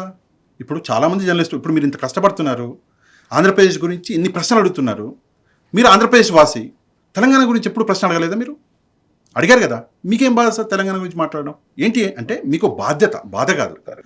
నేను ఆంధ్రప్రదేశ్ వ్యక్తిని, నేను ఆంధ్రప్రదేశ్ గురించే మాట్లాడతాను, తెలంగాణ గురించి మాట్లాడాలని మీరు ఎప్పుడు అనుకోలేదు. నేను జర్నలిస్ట్ కదా, నేను బేసిక్ గా జర్నలిస్ట్. ఓకే, 30 ఏళ్ళుగా ఈ ప్రొఫెషన్ లో నేను ఉన్నాను. అక్కడ ఉంటా, ఇక్కడ ఉంటా, ఎక్కడున్నా ఒక జర్నలిస్ట్ గా నేను మాట్లాడతాను. ఓకే, పాషా గారు జర్నలిస్టా? ఓకే, మీరు అన్నారు పాషా గారు జర్నలిస్ట్ కాదు. ఓకే, నేను ఒక యాక్టివిస్ట్ అనుకోండి, లేదా అనలిస్ట్. సోషల్ యాక్టివిస్ట్ కి ఉన్న స్టేట్ లో చూసుకోలే కానీ అక్కడ వైసీపీ ఓడిపోయింది, ఎలా ఓడిపోయింది, ఎక్కడ ఓడిపోయింది, కోడిగుడ్డు మీద ఈకలు పీడక ఎందుకు? నేను ఒక విషయం చెప్తా, ఒక సోషల్ యాక్టివిస్ట్ ఏం చేయాలి అన్నది ఆ సోషల్ యాక్టివిస్ట్ మీద. సమాజానికి మంచి జరగాల సార్, సమాజంలో ఎవరికి అన్యాయం ఎవరు అన్యాయానికి గురవుతున్నారు, వాళ్ళకి అన్యాయానికి గురైతే వాళ్ళకి ఎలా న్యాయం చేయాలి, ఎందుకు న్యాయం చేయడం లేదు ఈ పాలకులు? అధికారుల వల్ల నష్టపోతున్నారా, పాలకుల వల్ల నష్టపోతున్నారా, ఎక్కడ వైఫల్యం ఉంది ఏంటి అని మంచి చేయండి, సర్వీస్ చేయండి, చాలా ఉంది కదా. మనం ఏమి యాక్టివిటీస్ చేయాలి, మనం ఏం యాక్టివిటీస్ చేయకూడదు అన్నది ఆ ఇండివిజువల్ పర్సన్ యొక్క డెసిజన్. నేను నాగరాజు గారు చెప్పినట్టు నేను బతకలేను. నాగరాజు గారు మీరు ఆ షర్ట్ వేసుకోకూడదు, లేదు నాకు నచ్చదు రంగు అంటే మీరెవరండి అంటారు జనరల్గా. నేను మిమ్మల్ని ఆ మాట అనలేను, కానీ ఎందుకంటే గౌరవం, నాకు మీరంటే గౌరవం. కానీ ఒక విషయం చెప్తానండి, ఏ రోజు కూడా డబ్బు కోసం అయితే నేను పనిచేయలేదు, నేను పనిచేసింది ప్రజల కోసమే. ఆ రోజైనా ఒక విషయం, అనుకూలంగా అందరికి బాగా డబ్బులు ఇచ్చారంటారు కదా. ఎవరు వస్తా, అక్కడికి వస్తా, ఒక చిన్న మాట చెప్పి వస్తా. ఒక జర్నలిస్ట్కి, ఒక అనలిస్ట్కి, ఒక యాక్టివిస్ట్కి మధ్యలో ఉన్నటువంటి తేడా. జర్నలిస్ట్ అక్కడ జరుగుతుంది, ప్లే అవుతుంది, టెలిప్రాంప్టర్లో చదవడం ఒకటి. రెండవది జర్నలిజం చేసి విషయాల్ని తెలుసుకోవడం, ప్రాణాలకి తెగించడం జర్నలిస్ట్ పనిచేసే పని. రెండవది యాక్టివిస్ట్ ఏం చేస్తాడు, సోషల్ ఇష్యూస్ మీద ఫైట్ చేస్తాడు, సోషల్ కాస్. ఒకటి. అనలిస్ట్ ఏం చేస్తాడు, ఇంట్లో కూర్చొని ఈ ఇష్యూ మీద నేనేమనుకుంటున్నా, పాసిబిలిటీస్ ఏంటి, ఈ 3 పాసిబిలిటీస్. ఉదాహరణ వైజాగ్ స్టీల్ ప్లాంట్ పాసిబిలిటీస్ ఏంటి, ఈ పాసిబిలిటీస్ అనాలిసిస్ చేస్తారు. నేను మిమ్మల్ని ఇప్పుడు ఒక ప్రశ్న అడుగుతాను, మీరు చాలామంది ఇంటర్వ్యూ చేశారు. జర్నలిజానికి ప్రాతిపదిక ఏంటి? జర్నలిజానికి ప్రాతిపదిక అంటే నువ్వు ఒక జర్నలిస్ట్వి, నువ్వు పాషా గారు లేదా ఫలానా వ్యక్తి, వ్యవస్థలో జరిగే ఏ విషయాన్నైనా ఉన్నది ఉన్నట్టుగా, ఎలాంటి మసాలా కలపకుండా ఉన్నది ఉన్నట్టుగా, ఎవరికి తలగకుండా పబ్లిక్ కి, సమాజానికి చేరవేసే విధి జర్నలిజం యొక్క ప్రధాన విధి. అది కదా, అది వెరీ గుడ్, చాలా బాగా చెప్పారు. నేను మిమ్మల్ని ఒక సూటి ప్రశ్న అడుగుతానండి, కానీ సమాధానం మాత్రం మీరు ఇక్కడి నుంచి కాదు, ఇక్కడి నుంచి ఇవ్వాలి. ఎంతమంది జర్నలిస్టులు, ఎన్ని మీడియా ఛానళ్ళు ఈరోజు ఆ జర్నలిస్ట్ విలువల మీద పనిచేస్తున్నాయి? అది వాళ్ళ వ్యక్తిత్వం మీద ఆధారపడి. ఇందాక మీరు అడిగిన ప్రశ్నకి అది నా వ్యక్తిత్వం అండి. మీరు ప్రశ్నించినంత మాత్రాన నా వ్యక్తిత్వం. జర్నలిస్టులలో జర్నలిజం ప్రాతిపదిక. మీరు social activist, social activist work వేరు, జర్నలిస్ట్ వర్క్ వేరు. ప్రాతిపదిక అడిగితే మీరు జర్నలిజం గురించి ఏం చెప్పారు? అవును, ఏం చెప్పారు? ఫలానా సర్టిఫికేట్ ఉండాలి, ఫలానా అక్రిడిటేషన్ ఉండాలి అనలే నాగరాజు గారు ఏమన్నారు? అక్రిడిటేషన్ గురించి మాట్లాడలా, సర్టిఫికేట్ గురించి మాట్లాడలా, ఛానల్ గురించి మాట్లాడలా, ప్రజల కోసం నిష్పక్షపాతంగా పనిచేసే వాళ్ళు అన్నారు. నేను మీరు ఇచ్చినటువంటి ఆ ఏదైతే ప్రిన్సిపల్ లైన్ ఉందో దాన్ని నేను డీకోడ్ చేసి చెప్తున్నా. ఈ రోజు ఎంతమంది పనిచేస్తున్నారు, ఈ రోజు ఎంతమంది రియల్ గా జర్నలిస్టులు? మీరు అనండి, జర్నలిజం చదివిన వాళ్ళే జర్నలిస్టా? చెప్పండి. జర్నలిజం చదవకుండా ఎంతమంది ఉన్నారు నేను ఇప్పుడు చెప్తా. జర్నలిజం చదివి ఫీల్డ్ లోకి వచ్చిన వాళ్ళని ఫింగర్ టిప్స్ మీద లేరు కదా, మరి వాళ్ళు ఎట్లా జర్నలిస్టు? నేను అడగొచ్చా? వాళ్ళు కూడా జర్నలిస్టే, నేను చెప్తా, వాళ్ళు కూడా జర్నలిస్టే. ఎందుకు జర్నలిస్టులు అంటే ఇప్పుడు ఫీల్డ్ లో అక్రిడేషన్ ఉన్నవాడే జర్నలిస్ట్ అంటారు, నన్ను కూడా జర్నలిస్ట్ అంటారు. అక్రిడేషన్ నాకు 10 ఏళ్ల క్రితమే పోయింది, నన్ను కూడా అనరు. మీకు ఒక విషయం చెప్తా, ఇంతమంది జర్నలిస్టులలో మీలాంటి జర్నలిస్ట్ అవ్వలేడు. నేను అది కూడా చెప్తా. మీ దగ్గర అక్రిడేషన్ లేదు కాబట్టి ఏదో మిమ్మల్ని ఇంప్రెస్ చేయాలని, లేదా మిమ్మల్ని ఏదో పౌడర్ ఇందాక చెప్పారు కదా. ఒక విషయం, ఎవడు జర్నలిస్టు నా దృష్టిలో చెప్తా, మీది వేరుండొచ్చు, నాది. ప్రజల కోసం పనిచేసేవాడు అందరూ జర్నలిస్టులే. సర్టిఫికెట్ అక్కర్లా, జర్నలిజం అక్కర్లా. ఈరోజు TV9 అనే ఛానల్లో కూర్చున్న ఒక పెద్ద మనిషి, ఆయన చాలామంది ఆయనతో ఇన్స్పైర్ అయిన వాళ్ళు ఉన్నారు. ఆయన కూడా జర్నలిజం ఎప్పుడు చదువుకున్నాడు? ఎప్పుడో మొన్న 2020లోనో 2021లోనో పూర్తి చేశారు ఆయన జర్నలిజం. ఇంతకుముందు జర్నలిజం అన్న సబ్జెక్టే లేదు, ఎలా పూర్తి చేస్తారు? ఒకటి. రెండవది అనలిస్ట్కి డిగ్రీ ఏంటి సార్ మీరు చెప్పండి. నాలెడ్జ్ అంతే అంతే కదా. అంతే. మరి నేను చేస్తున్న అనాలిసిస్ ని మీరు ఎందుకు ప్రశ్నిస్తున్నారు? మీరు ఆ రాష్ట్రం వాళ్ళు, ఈ రాష్ట్రం వాళ్ళు, ఈ రాష్ట్రం వాళ్ళు, నా ఇష్టం కదా. అనలిస్ట్ గురించి నేను అనలేదు. సోషల్ కాజ్ అంటే సామాజిక కార్యకర్తగా తెలంగాణలోని ఇష్యూలు ఉన్నాయి సరే, ఓకే. అక్కడ ఏదో జరిగిపోతుంది, అక్కడ ఎందుకు పోయారు? ఫస్ట్ మన ఇల్లు చక్కబెట్టుకోవడానికి కదా అంటున్నా. అనలిస్ట్ గా నేను కామెంట్ చేయను. అనలిస్ట్ గా నేను చేయొచ్చు కదా అనాలిసిస్. అనలిస్ట్ గా చేయొచ్చు, రెండు రాష్ట్రాల గురించి, దేశ రాజకీయాల గురించి చేయొచ్చు. Thank you very much. నేను అదే చేస్తున్నా. నెక్స్ట్ వద్దాం యాక్టివిజం కి. ఇప్పుడు ఇందాక మీరు చెప్పింది యాక్టివిజం గురించి. అంటే ఇక్కడ ఉన్న సమస్యల మీదనే మీరు పనిచేస్తున్నారు, అక్కడ చేయట్లేదు, అక్కడ ఎందుకు మీరు చేస్తున్నారు? యాక్టివిజం, నా యాక్టివిజం మీద మీరు ప్రశ్న అడిగారు. విషయం ఏంటంటే నాకు తెలంగాణ సపరేట్ ఛానలే ఉంది. ఓకే, మీకు తెలియదు. ఓకే, నేను తెలంగాణ మీద కూడా చాలా వీడియోలు చేస్తాను, మీకు తెలియదు. మొన్నటికి మొన్న మీనాక్షి నటరాజన్ కేసులో నేను చాలా పెద్ద గొంతు ఎత్తాను, మీకు తెలియదు. రేవంత్ రెడ్డి గారి మీద నేను ఈ అడిగినన్ని ప్రశ్నలు అంత డేరుగా ఎవరు అడుగుంటారు అంటే మొన్న అరవింద్ గారు అడిగారు, అది వేరే. ఆయన తర్వాత నేనే. ఇవన్నీ కనిపించవు కదా. ధర్మపురి గారా ఎందుకు కనిపించవు అంటే నేను ఈ ఇంటర్వ్యూలో కూర్చున్నాను కాబట్టి. ఆంధ్రప్రదేశ్ నుంచి నాగరాజు గారు నన్ను సైడ్ కార్నర్ చేసి నేను ఒక తెలంగాణ వ్యక్తిని అని చూపించే ప్రయత్నం చేస్తున్నారు అని నేను అనుకోవాలి. కానీ నేను చేస్తున్నటువంటి కష్టం గురించి ఎవరు అనుకోడు. అంటే ఈ పాషా గారు నిజంగానే ఈ కష్టపడ్డాడు, ఈ వ్యక్తి కష్టపడ్డాడు అన్నటువంటి ఆ కష్టం మీద ఎవడు మాట్లాడాడు. సార్ సింపుల్, 2 సంవత్సరాలు మీ భాషలో నేను వైసీపీతో కలిసి సంసారం చేశాను అనుకుందాం. మీ భాషలో 2 ఏళ్లలో పాషా అన్న వ్యక్తి చాలా మహాత్ముడు, మేధావి, చాలా మంచి వ్యక్తి. కేవలం ఒక నెల 15 రోజులు నేను వైసీపీకి వ్యతిరేకంగా మాట్లాడంగానే పాషా తెలంగాణవాది, పాషా తెలంగాణలో పుట్టినోడు. అదేంటి సార్, నాకు అర్థం కాలే. ఎక్కడ పుడితేంటి సార్? మీరు ఆంధ్రప్రదేశ్లో పుట్టారు, ఈరోజు హైదరాబాద్లో కూర్చొని వర్క్ చేసుకుంటున్నారు. ఏంటి మీరు తెలంగాణ వ్యక్తి కాదా? మీరు ఆంధ్రప్రదేశ్ వ్యక్తి కాదా నాగరాజు గారు? మీరు రెండు. నెక్స్ట్, నా తల్లి తెలంగాణ, కానీ మీరు అబ్జర్వ్ చేయలే, నా తండ్రి ఆంధ్ర, బ్లడ్ లైన్ ఆంధ్ర. నా కర్నూలు నా బ్లడ్ లైన్. 4 ఫాదర్స్ కాదు, 10 ఫాదర్స్ అయినా 10th 10 దశాబ్దాలు ఉన్నా కూడా మీరే ఇందాక ఏమన్నారు? ఆ బ్లడ్లో ఉన్నటువంటి ఆ డిఎన్ఏ మీరే అన్నారు కదా. మరి అట్లాంటప్పుడు తల్లిని గుర్తు చేస్తున్నారు. నా తల్లి తెలంగాణే, తండ్రిని మర్చిపోతున్నారు ఏంటండి? నేను మళ్ళీ చెప్తున్నా, యాజ్ అ జర్నలిస్ట్గా ఒక ఛానల్ ఆఫీస్ పెట్టింది. ఈరోజు ప్రధానమైన ఛానల్ ఆఫీస్ అన్ని తెలంగాణలోనే ఉన్నాయి. నా ఛానల్ ఆఫీస్ తెలంగాణలో 2 రాష్ట్రాల మీద నేను ఇక్కడ వర్క్ చేస్తాను. నేను చెప్తున్నా మీకు తేడా. సోషల్ యాక్టివిస్ట్ అన్నారు మీరు, అనలిస్ట్ గా చెప్పి ఉంటే నేను ఒప్పుకుంటా. అనలిస్ట్ మీరు ప్రపంచ రాజకీయాల గురించి మాట్లాడచ్చు, దేశ రాజకీయాల గురించి మాట్లాడచ్చు, ఏదైనా విశదీకరించవచ్చు, అవిష్కరించ. నేను ఈ రోజు ఒక అండర్లైన్ చేస్తాను సార్ మీ ఛానల్ ద్వారా.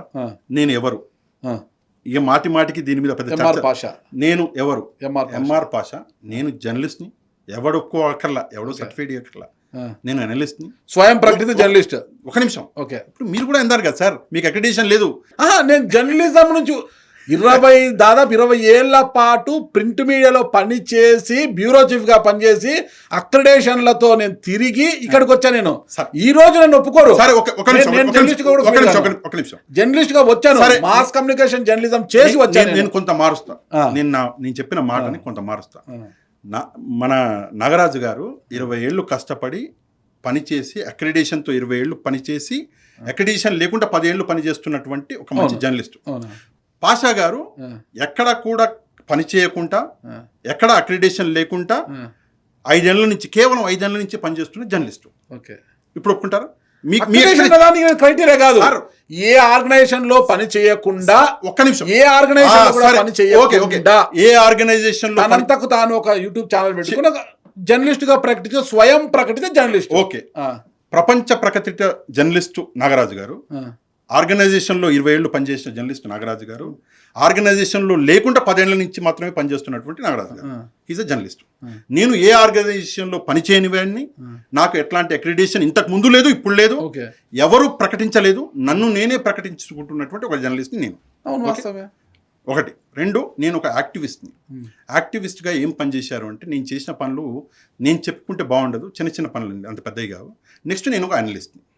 ఇప్పుడు అంటే మీ ఛానల్లో ఒక క్లారిటీ రావాలని జనాలకు చెప్తున్నా. అంటే మీతో ఎందుకు కంపేర్ చేసుకుని అంటే, పెద్ద వ్యక్తులతో కంపేర్ చేసుకుని నేను కూడా కొంచెం పెద్దగా అవుతాను కదా, అందుకే మీతో ఆల్రెడీ పెద్ద. ఒక నిమిషం, నేను ఒక జర్నలిస్ట్ని, నేను ఒక యాక్టివిస్ట్ని, నేను ఒక అనలిస్ట్ని. ఎవడో ఒప్పుకున్నా, ఎవడో ఒప్పుకోకపోయినా అది సెల్ఫ్ ప్రొక్లెయిమ్డ్, మీరే అన్నారు కాబట్టి నన్ను నేనే ఈరోజు అనౌన్స్ చేసుకుంటున్నా.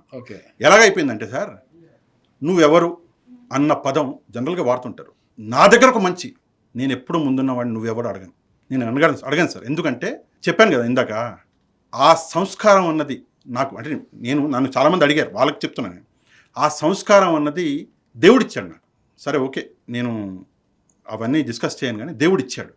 ఎప్పుడు కూడా ముందున్న వ్యక్తిని ఇంత కూడా, అందుకే మీరు చూస్తుంటారు, నేను ఒక వీడియోలో చాలా ఎమోషనల్ అయ్యాను. నా భార్య పిల్లల్ని ఇష్టం వచ్చినట్టు తిడుతున్నారు, మా అమ్మగారిని, చనిపోయిన అమ్మగారిని తిడుతున్నారు, మా నాన్నని, చనిపోయిన వ్యక్తిని, వ్యవస్థ అయినా కూడా ఆ వీడియోలో కూడా నేను ఎక్కడ బస్ట్ అవ్వాల. చాలా సంస్కారంగా, చాలా మర్యాదగా ఆ వీడియోలో నాకు ఒక పెద్ద, అంటే సీనియర్, అంటే మీకంటే సీనియర్ జర్నలిస్టు, పాపం ఆయన చాలా ఏజ్డ్, 70 ఏళ్ళు దాటి ఉంటే, ఆయన నాకు ఫోన్ చేశారు. పాషా గారు, మీ కళ్ళల్లో తడి చూశానండి అన్నాడు ఆయన. సరే ఏం చేస్తాం సార్, కెమెరా సీక్రెట్లను పట్టేస్తుంది, కెమెరా అన్నదే అది సీక్రెట్లను పట్టేస్తుంది, ఆ తడిని నేను దాయలేకపోయాను అన్నాను. ఇప్పుడు తల్లిదండ్రుల పేరు వచ్చినప్పుడు ఆ తడి వస్తుంది, ఏం చేయమంటారు, మనుషులం కదా.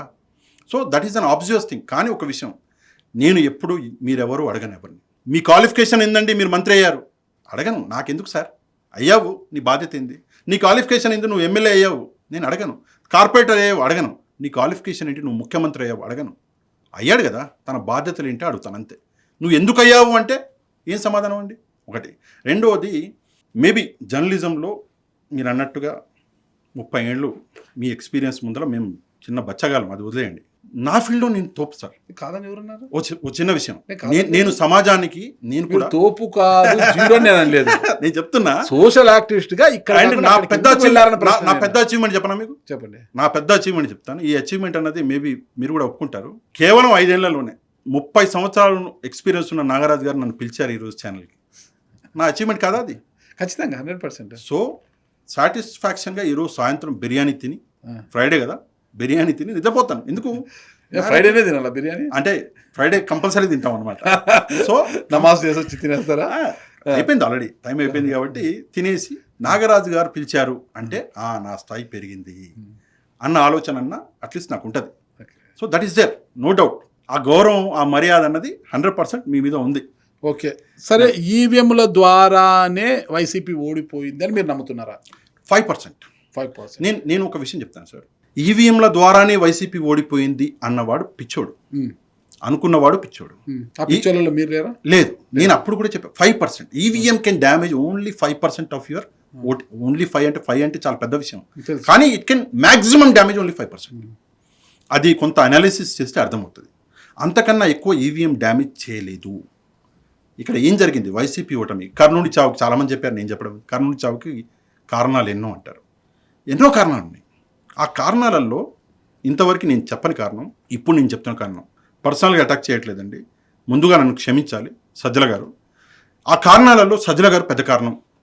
ఆయన he's also one of the big కారణాలు. అందరి విషయం చాలా మంది చెప్పారు. అది ఓటమి జరిగిన వెంటనే కేతిరెడ్డి వెంకటరామరెడ్డి గారు చెప్పారు, మన జక్కంపూడి రాజా చెప్పారు, ఓపెన్ గా మీ ఛానల్లో చెప్పారు. కేతిరెడ్డి వెంకటరామరెడ్డి గారు, జక్కంపూడి రాజా గారు పార్టీలో లోపాల గురించి చెప్పారు. చాలా మంది సజ్జల రామకృష్ణారెడ్డి గారి గురించి ఎత్తి చూపారు. వాస్తవం. ఇంకా నేను ఒకటే విషయం చెప్తాను, వైఎస్ఆర్ కాంగ్రెస్ పార్టీ ఓడిపోయింది అంటే ఫలానా ఫలానా ఫలానా పాయింట్లో ఓడిపోయింది, మీరు అనాలిసిస్ చేసుకున్నారు. 2024లో ఓటమి పాలవంగానే సార్ 6 నెలలు ఒక మిరాకిల్ జరిగింది. మీరు అబ్జర్వ్ చేశారో లేదో, 6 నెలల్లో పార్టీ బాగా మారింది. ఫలానా ఆమె మేడం ఎట్లా పడితే అట్లా మాట్లాడుతున్నది, ఆమె వల్ల ఓడిపోయాం అంటే అంత డీప్ అనాలిసిస్ చేసింది వైసీపీ. చాలా మంచి విషయం. నేనేమనుకున్నా అంటే, ఇందాక మీరు అన్నారు నిన్న సంవత్సరంన్నర పాటు నేనేమనుకున్నా అంటే, సరే పార్టీలో ఉన్న అంతర్గత ప్రాబ్లమ్స్ పార్టీ గుర్తించింది, దాన్ని ఎక్కడో కరెక్ట్ చేసుకుంటారు వీళ్ళు అని 2024 డిసెంబర్ వరకు కూడా, నవంబర్ వరకు, ఎప్పుడైతే ఈ తిరుమల నెయ్యి ఇష్యూ వచ్చిందో అంతకన్నా ముందు వరకు చాలా బాగా చేంజెస్ వచ్చినాయి పార్టీలో. నేను అనుకున్నా సరే okay, party is preparing for something big. 2025 start అయ్యేసరికి 2026 జనవరిలో అయితే మళ్ళీ వాపస్ ఓల్డ్ వైఎస్ఆర్ కాంగ్రెస్ పార్టీ. ఏం మార్పండి, ఏం మారినాయి అండ్ ఒకటి. రెండో విషయం, ఇందాక మీరు అన్నారు, యాక్చువల్లీ మీరు అడగవలసిన ప్రశ్న అది. పార్టీ ఓటమి పాలవ్వంగానే ఎవరు ఈ పెద్ద పెద్ద నాయకులు రాలా. ఈరోజు అందరూ వస్తున్నారు బయటికి, మెల్లమెల్లగా వస్తున్నారు. ఈరోజే ఇంకో నాయకుడు అంటే బయట చూస్తున్నాము. నేను ఒకటే విషయం చెప్తాను, ఆ రోజు పార్టీ ఓడిపోయినటువంటి ఆ 1 వీక్లో ఎవరు రాలేదు సార్. నేనే వీడియో చేశా. ఫస్ట్ వీడియో నాదే. ఫస్ట్ వీడియో నాదే. బాధలో కాదు. మీకేం బాధ? వాళ్ళకి బాధ ఉంటుంది. సరే ఓకే, వాళ్ళ బాధలో ఉండి వాళ్ళు రాలే, నాకు బాధ లేదు కాబట్టి నేను ఫస్ట్ వీడియో నేను ఇచ్చేసా ఈ ఈవీఎంల మీద. మీకు మైలేజ్ కావాలా, వాళ్ళకి బాధ మైలేజ్ కావాలి, నాకు డబ్బులు కూడా కావాలి కదా, వీడియోలో ఎందుకు డబ్బులు వస్తాయి ఒకటి. రెండో వీడియో నేను ఏం చేశాను తెలుసా మీకు, మీరు ఆశ్చర్యపోతారు. ఫోటోలు పెట్టి మరి నాకు అలవాటు, నేను ఏదైనా సరే ఇవ్వాలనుకుంటే పూర్తిగా ఇచ్చా. నా టెక్స్ట్ దాని మీద థంబ్నెయిల్ మీద ఎక్కడ చచ్చా కింద ఏదో పెరిగి పందలో ఏదో పెట్టాను నేను. ఎందుకు అంటే అప్పటికి వారం 10 రోజులు అయింది, ఎవ్వరు నాయకుడు బయటికి రాలా. వారం 10 రోజులు ఏంటి సార్, 6 నెలల వరకు ఎవరు రాలా, ఎవరు నాయకుడు రాలా బయటికి. అంటే పార్టీ కొలాప్స్ అయిపోయిందా, ఒప్పుకున్నారా? ఆ రోజు జగన్మోహన్ రెడ్డి గారు బయటకు వచ్చారు, అదే రోజు సాయంత్రం ప్రెస్ మీటు, కొంత కంటతడి అంటే మళ్ళీ అందులో టెక్నికాలిటీస్ ఉంటాయి, కొంత బాధపడ్డాడు. సో అవన్నీ అంటే ఆ రోజు ఇంకో ఇన్సిడెన్స్ జరిగింది, నేను 2-3 చోట్ల చెప్పాను. అదే రోజు నేను వీడియో చేయడము, జగన్మోహన్ రెడ్డి గారి వీడియో రావడం, ఆ రోజు ఒక అమ్మాయి నాకు ఫోన్ చేసింది. నా పబ్లిక్ నెంబర్ ఒకటి ఉంది సార్, వాట్సాప్ నెంబర్. చేసి ఇట్స్ ఫ్యాక్ట్ జరిగింది చెప్తున్నాను.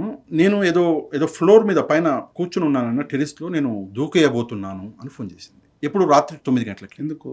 అన్న ఊడిపోయాడు, నేను అన్న అభిమానిని, దూకేయబోతున్నాను. రాత్రి 12 గంటల వరకు ఆ అమ్మాయితో మాట్లాడాను సార్. నేను నా వైఫ్తో మాట్లాడించా, వైఫ్తో కూడా మాట్లాడించా. ఒకటే విషయం, ఆ అమ్మాయికి ఏమని భరోసా ఇవ్వాలి నేను? ఒకటే విషయం చెప్పా, సరే అమ్మ 2020 మీ అన్న నువ్వు అంత అభిమానించా, 2029లో మరి ముఖ్యమంత్రి అయితే నువ్వు చూడడానికి ఉండాలి కదా అని చెప్పి ఆ అమ్మాయిని, అంటే ఆ లెవెల్లో ఉండే ఆ సమయంలో ప్రెషర్ అన్నది, ఆ లెవెల్ ప్రెషర్ అన్నది తట్టుకున్నాం. మీరు ఎంత కాదన్నా, ఎంత అవునన్నా, మీరు సాక్షిలో పనిచేసే అంతవరకు మీరు రాజశేఖర రెడ్డి గారి మనిషి ఉంటుంది, మీరు సాక్షిలో పనిచేసేంత వరకు మీరు జగన్మోహన్ రెడ్డి గారి మనిషి, ఏబిఎన్లో పనిచేస్తే, టీవీ5లో పనిచేస్తే. సో ఆ ప్రెషర్ ఉండే, సహించినాం, అంతా చేసినాం. కానీ ఈరోజు పరిస్థితులు ఏంటంటే మళ్ళీ ఆ వైసీపీలో ఎట్లాంటి మార్పులు రాకపోగా అవే తప్పులు మళ్ళీ చేస్తున్నారు. అందుకే గుండెమండి చెప్పాం, ఇంటర్నల్గా ఉంటాయి కదా సార్ కనెక్షన్స్ కొన్ని. ఇప్పుడు మీకు 100 ఫోన్ చేస్తారు, ఎమ్మెల్యేలు, ఎంపీలు, మాకెవరో ఓడిపోయిన వాళ్ళు ఫోన్ చేస్తారు. సార్ ఇది కొంత మార్చుకోండి, సార్ ఇది మార్చుకోండి, సార్ ఈ భాష కొంత మార్చుకోండి చెప్పాం. ఎవడో వినిపించుకోవాలి, ఏం చేస్తాం? ఫైనల్గా చేయలేనప్పుడు దూరంగా జరిగిపోవాలి. కరెక్ట్, బాగా మాట్లాడారండి. ఎలక్షన్స్కి ముందు అంటే జగన్మోహన్ రెడ్డి గారు చేసిన మంచి పనిని ఒక సామాజిక కార్యకర్తగా, ఒక అంటే నన్ను జర్నలిస్ట్ గా మీరు ఒప్పుకోరా? సరే జర్నలిస్ట్, యాజ్ ఎ జర్నలిస్ట్ లేదు, జర్నలిస్ట్ ఒక జర్నలిస్ట్ గా ఒప్పుకున్నా. Thank you sir. ఓకే, ఒక జర్నలిస్ట్ గా, ఒక సామాజిక స్పృహ ఉన్న ఒక మంచి జర్నలిస్ట్ గా thank you sir. Jaganmohan Reddy గారు చేసిన మంచిని వివరించడానికి వెళ్ళారు. ఓకే, సంతోషము, బాగానే వింత విషయాలు జరిగాయి, చెప్పండి, అడగండి. ఓకే, బాగానే ఉంది. ఆ తర్వాత అయిపోయింది. 6 నెలలకు మారారు, అబ్బా పార్టీ మారిందిలే అనుకున్నాను. మళ్ళా 2025 మొదటికి వచ్చింది. వాళ్ళు మారితే మీకేమి, మారకపోతే మీకేమి, అబ్బబ్బబ్బా మారింది, వారం రోజుల వరకు ఎవరు బయటికి రాలని, అది ఒక జర్నలిస్ట్గా మీరు చెప్పి ఉంటారు, మీకు రావాలనిపించింది. నాయకులు వాళ్ళ ఇష్టం, ఓటమి బాధలో ఉంటారు. ఒక్కొక్కరు 50 కోట్లు, 60 కోట్లు, 100 కోట్లు ఖర్చు పెట్టుకొని పాపము పెట్టే ఉంటారు కదా, పెట్టారా కదా, పెట్టే ఉంటారు కదా, అది ఆ బాధలో ఉంటారు. 1,00,000 రూపాయలు పోగొట్టుకుంటే మీకు తెలుస్తుంది ఆ బాధ. ఎన్నికల ఓడిపోయిన అతను మినిమం 50 నుంచి 100 కోట్ల వరకు ఖర్చు పెట్టుకొని ఎలక్షన్ చేసి ఉంటాడు. అలాంటి వ్యక్తి బయటకు వచ్చి ఏం మాట్లాడతారు? కొంత సమయం కావాలా? ఒక్క నిమిషం, నాకు క్వశ్చన్ ఉంది. 50 కోట్లు పెట్టారా, 100 కోట్లు పెట్టారా నాకు చెప్పాలి మీరు. ఈరోజు 50 నుంచి 100 పెట్టారా? పెట్టి ఉంటారనుకుంటున్నాను. అదే ఉంది కదా, ఇప్పుడు కాస్ట్లీ రాజకీయాలు కదా, మీరు మాట్లాడేటప్పుడు నేను డిస్టర్బ్ చేయాలి. ఓపిక చెప్పండి. ఎక్కడ చచ్చారా? ఆ హక్కు మీకుందా? ఓకే, చెప్తాను. మీకు ఒక్కటి అవతల వాళ్ళ అభిమానులు మన గురించి, అంటే ఇంక్లూడింగ్ మీ, మన గురించి, మన ఫ్యామిలీ గురించి మాట్లాడినప్పుడు మనం ఎంత బాధపడతాం. మీరు నా కళ్ళు చెమర్చాయన్నారు, మీరు ఒక పెద్ద ఆయన ఫోన్ చేయండి. అలాగే నిత్యం నన్ను కూడా దూషిస్తుంటారు అనమాట, నిత్యం దూషిస్తుంటారు నన్ను. వాడు అట్లా ఇట్లా ఈ రోజు కూడా ఒక నాయలు పెట్టాడు, ఏదో నాకు మెసేజ్ ఏదో పెట్టాడు, వాడు ఏదో ఫేస్బుక్ లో పెట్టాడు, వాడు పనికి మాలినోడు, కానీ నేను పట్టించుకో, ఒక నాయలు పెడుతుంటాడు, పట్టించుకోము. మనము వాళ్ళని ఇప్పుడు ఎందుకు అన్నాను అంటే వాడు నాకు పెట్టాడు కాబట్టి అన్నమాట. అలాంటి అన్నాను నేను. ఎక్కడ చచ్చారా అని మీరు అనడం ఎందుకు? వాళ్ళ అభిమానులు హర్ట్ అయి మిమ్మల్ని మళ్ళా తిడతారు. ఓకేనా? పాషా ఏంది ఘోష, ఏమే పాషా ఏంది అంతటితో ఆగరు, ఫ్యామిలీస్ కూడా తిడతారు. ఇప్పుడు ఒక ఫ్యామిలీ మీకుంది, మీరు ఒక జర్నలిస్ట్ గా అయ్యా ఏమైంది మీకు, ఎక్కడున్నారు, ఎక్కడ చచ్చారు అంటే వాళ్ళ మనోభావాలు దెబ్బతినవా అనే హక్కు మీకెక్కడిది? వాళ్ళంటే మీ కళ్ళు చెమరుస్తాయి, ఎక్కడికి వెళ్ళారా బాధపడరా, రైట్ మీకుందా? నేను ఒక జర్నలిస్ట్ గా నేను ఆన్సర్ చేయనా? ప్రశ్న అయిపోయిందా? ఓకే, నేను చెప్తాను. ఇందాక మీరు అడిగిన ప్రశ్న, మీకెందుకు వైఎస్ఆర్సీపీ గెలిస్తే మళ్ళీ అడిగారు అదే ప్రశ్న. ఇందాకే ఆన్సర్ చేశాను కాబట్టి మళ్ళీ దాంట్లో మారితేనేమి మారకపోతేనేమి, మారితే అధికారంలోకి వస్తారు, మారకపోతే మళ్ళీ ప్రతిపక్షంలోకి కూర్చుంటారు. ఆ ప్రశ్నకి సమాధానం మీకు ఒక చిన్న స్టోరీ చెప్పాలి. అంటే జరిగిన సంఘటన స్టోరీ కాదు.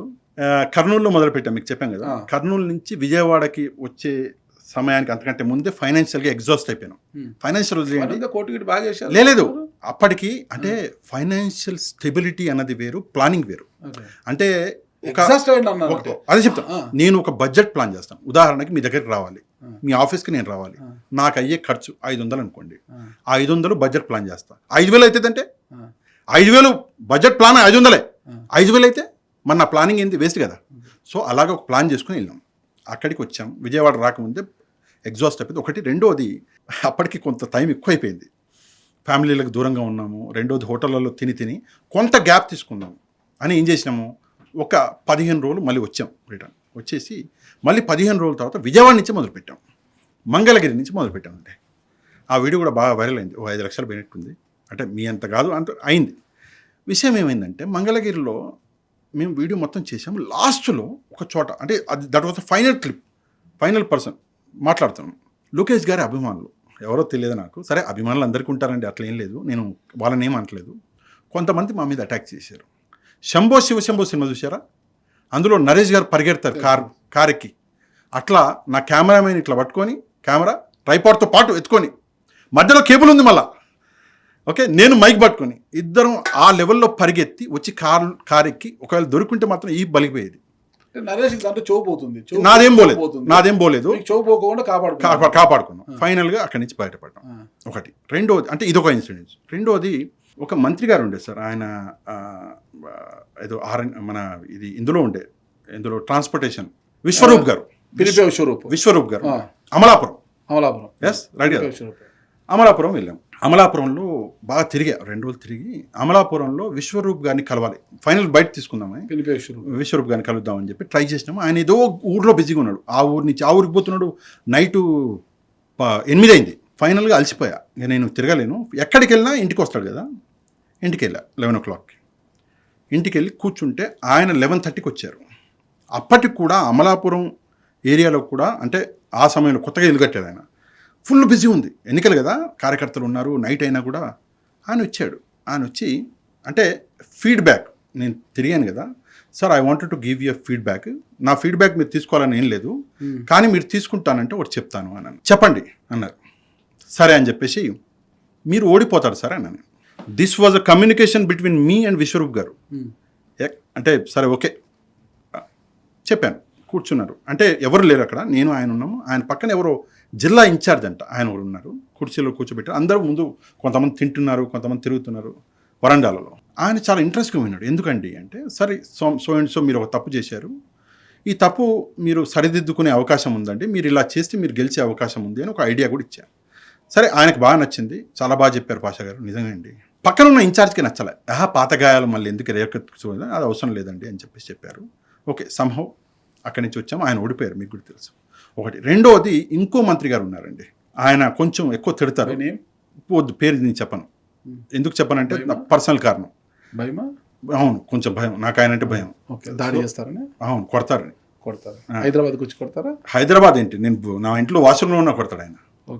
చాలా డేంజర్ అండి బాబు. అంటే భయస్తులు అంత చెప్పాలంటే ఇంకా వద్దులేండి ఆ పదం, కానీ అంత భయంతో వణికిపోయేవారు మీరు. బండేసుకొని కారు వేసుకొని ఏపీలో ఎందుకు తిరిగారు? జగన్మోహన్ రెడ్డి గెలుస్తాడా లేదా, జగన్మోహన్ ఎందుకు ఓడిపోయాడు? ఫస్ట్ ఇన్సిడెంట్ భయస్తుడు, ఫస్ట్ ఇన్సిడెంట్ కానివ్వండి. అయితే ఆయన కాన్స్టిట్యున్సీకి, ఆయన ఊరికి వెళ్ళడానికి ముందు, అంటే సిటీని అది కూడా వెళ్ళడానికి ముందు 30 కిలోమీటర్ల దూరం నుంచి నేను వెహికల్ డ్రైవ్ చేస్తుంటే రోడ్లు ఎంత చండాలంగా ఉన్నాయంటే నాకు గంటలు పట్టింది. అంటే గుంతలు చూసి, అంటే వర్క్ జరుగుతుంది రండి, కొన్ని చోట్ల వర్క్ జరుగుతుంది. ఆయన ఊరికి వెళ్ళా, అంటే ఆయన సిటీకి వెళ్ళా. ఆయన సిటీ లోపల కూడా, సిటీ బయటే కాదు, సిటీ లోపల కూడా రోడ్లు బాగాలేవు. ఆ ప్రాంతం అలాగే ఉంటుంది, గుంతలమయమే ఉంటుంది. ఒక నిమిషం అయిపోయింది. నేను అక్కడ ఏం చేశా, ఎర్లీ మార్నింగ్ 7 o'clock మార్కెట్ ఉంటుంది ఒకటి పెద్ద మార్కెట్కి, అందరూ వస్తారు, గవర్నమెంట్ ఎంప్లాయీస్ కూరగాయలు కొనడానికి వస్తారు కదా, అందరి దగ్గర బయట తీసుకున్నాను. ఒక అబ్బాయి ఒక మాట చెప్పాడు, మీరు ప్రెగ్నెంట్ ఉమెన్ ఎవరన్నా రావాలంటే 5 కిలోమీటర్లలో డెలివరీ అయిపోద్దండి, అట్లా దుస్థితి మా ఊడిది, ఎన్నిసార్లు చెప్పినా మార్పు రాదు, మారరు వీళ్ళు అని చెప్పి కొంచెం స్ట్రాంగ్గా, ఆ వీడియో ఉంది ఇప్పుడు కూడా నా ఛానల్లో. తీసుకుని నేను ఆయన కలుద్దామని ట్రై చేశాను. ఆయన ఏదో సినిమా థియేటర్ ఒకటి పాతది ఉంటే సినిమా థియేటర్ లీజ్ తీసుకున్నారో ఆయనతో తెలియదు, అందులో ఉంటారంట. అక్కడికి వెళ్ళి ఆయన అయితే కలవలేదు, అంటే ఆయన వేరే వాళ్ళు నెక్స్ట్ టు హిమ్ చెప్పా ఇట్ ఉందంటే దెర్ వాజ్ ఎ లేడీ అండి, ఒక మహిళా కార్యకర్త ఎవరో కండువ కప్పుకుని ఆమె ఒక మాట అన్నది, మా అన్న ఓడిపోవడం ఏంటి, చంద్రబాబు నాయుడు గారికే ఛాలెంజ్ చేసినాడు, మా అన్న ఓడిపోవడం ఏంటి, మీరు తప్పంటున్నారు అని ఆమె. ఇంటెలిజెన్స్ రిపోర్ట్ ఉంది మాకు, మేము ఓడిపోవడం ఏంటి అని చెప్పేసి ఈయన చెప్తే అన్నీ మూసుకొని బయటకు వచ్చేసాం. ఇది మూడో ఇన్సిడెన్స్. ఇప్పుడు మీరు అనొచ్చు టీడీపీ వాళ్ళని కలవలేదండి మీరు, వైసీపీతో మీకు ప్రేమ ఏంది అని. టీడీపీ వాళ్ళని కూడా కలిసేసారు. టీడీపీ వాళ్ళు కూడా మీరు గెలుస్తారు మీరు ఓడిపోతారని పేర్లు అనవసరం ఇప్పుడు, ఎందుకంటే వాళ్ళు పవర్లో ఉన్నారు కాబట్టి నేను ఆ పేర్లు తీసుకోదలుచుకోలేదు.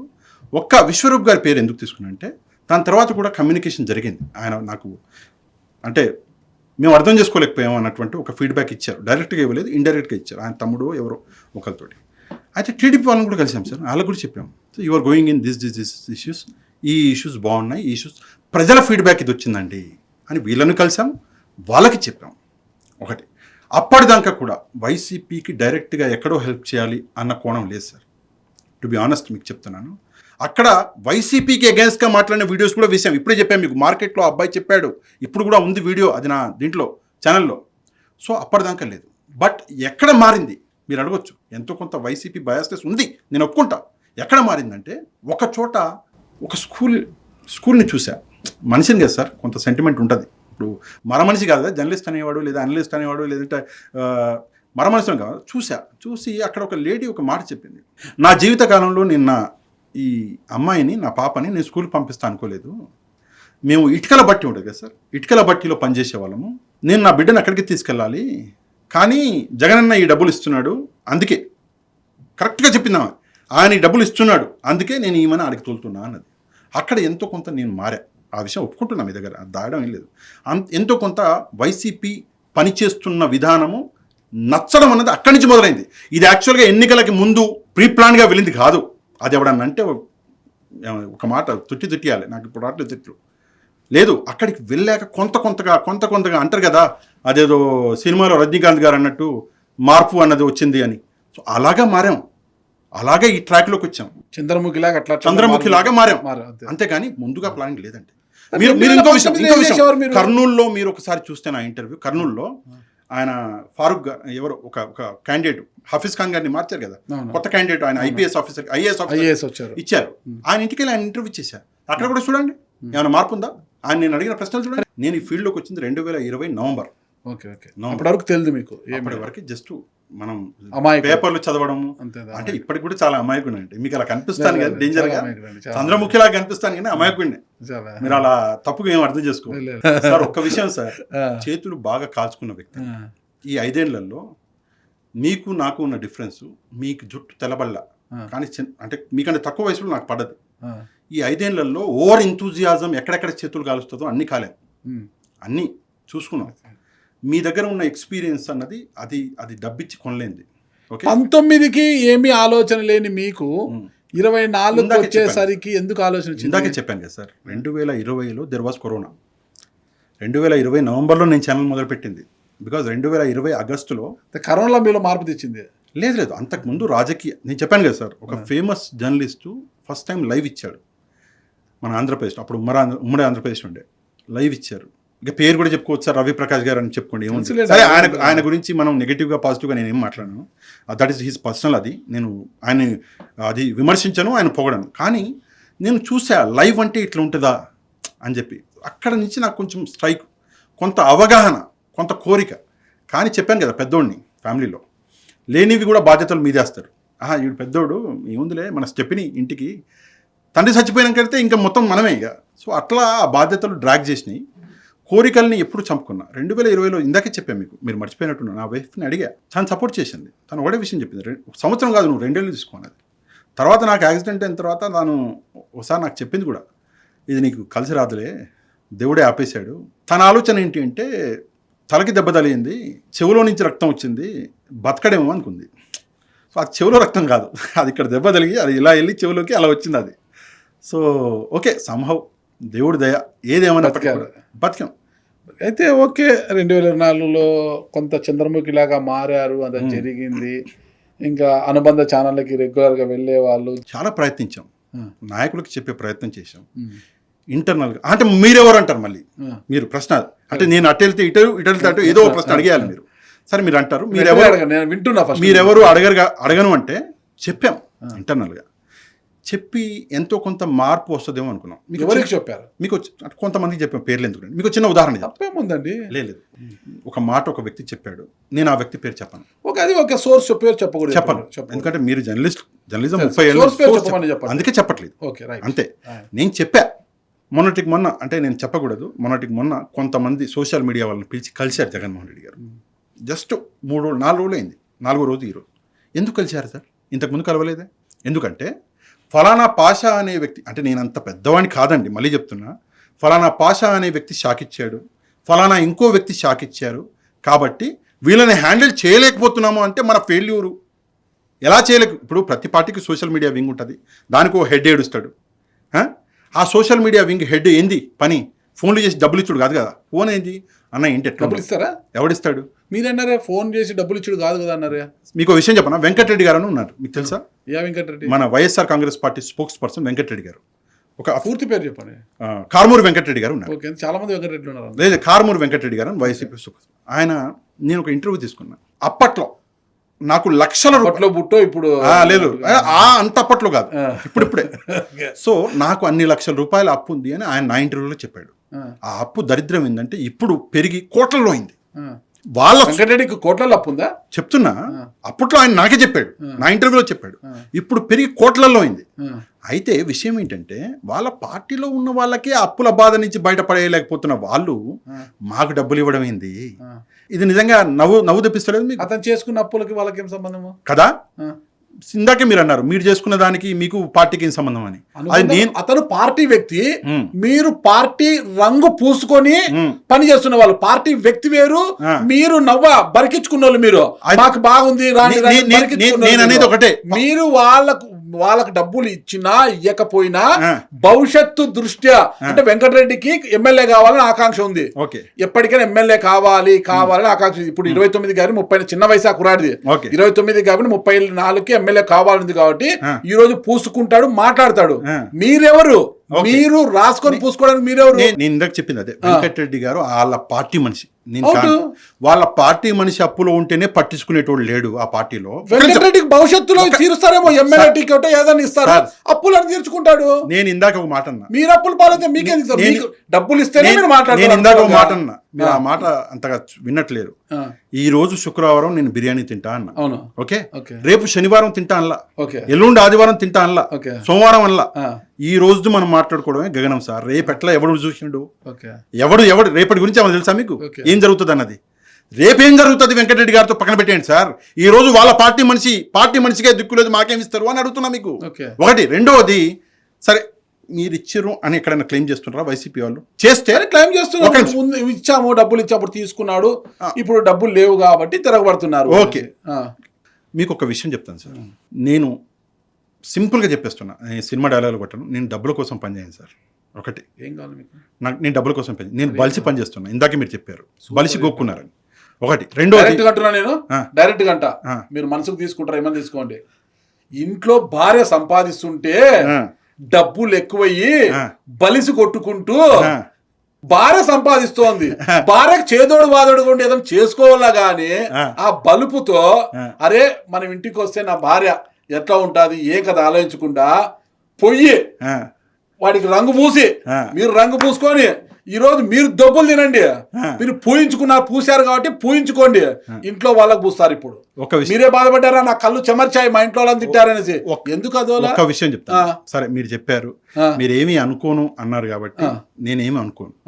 ఎందుకంటే మీరు బహిరంగంగా చెప్తున్నారు, కొంతమంది లోన దాచుకుంటారు, అందుకే నేనేం అనుకోను.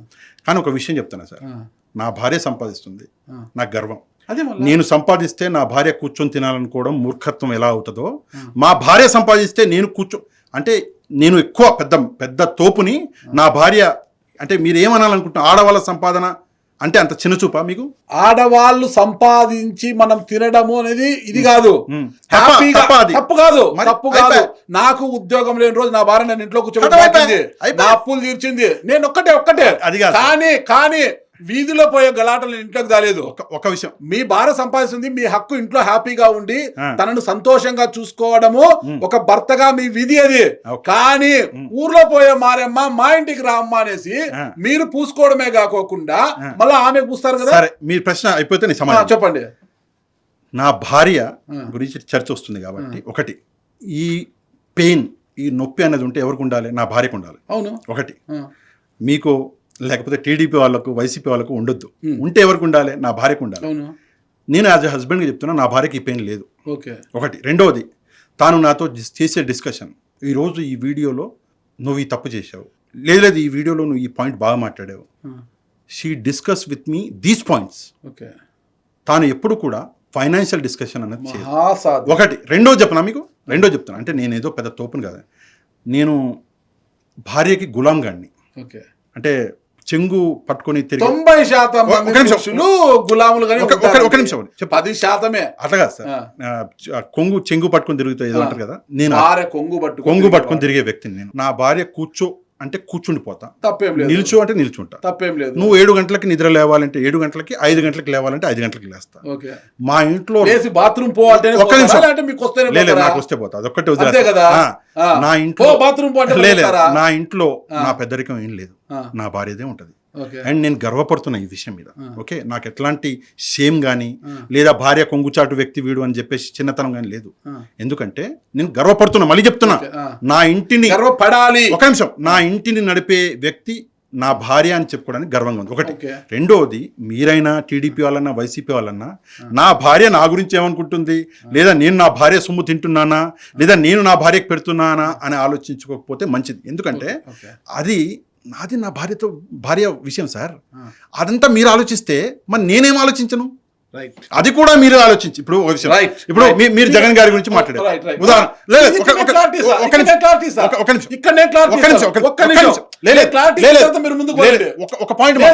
ఒక పాయింట్ మాట్లాడండి.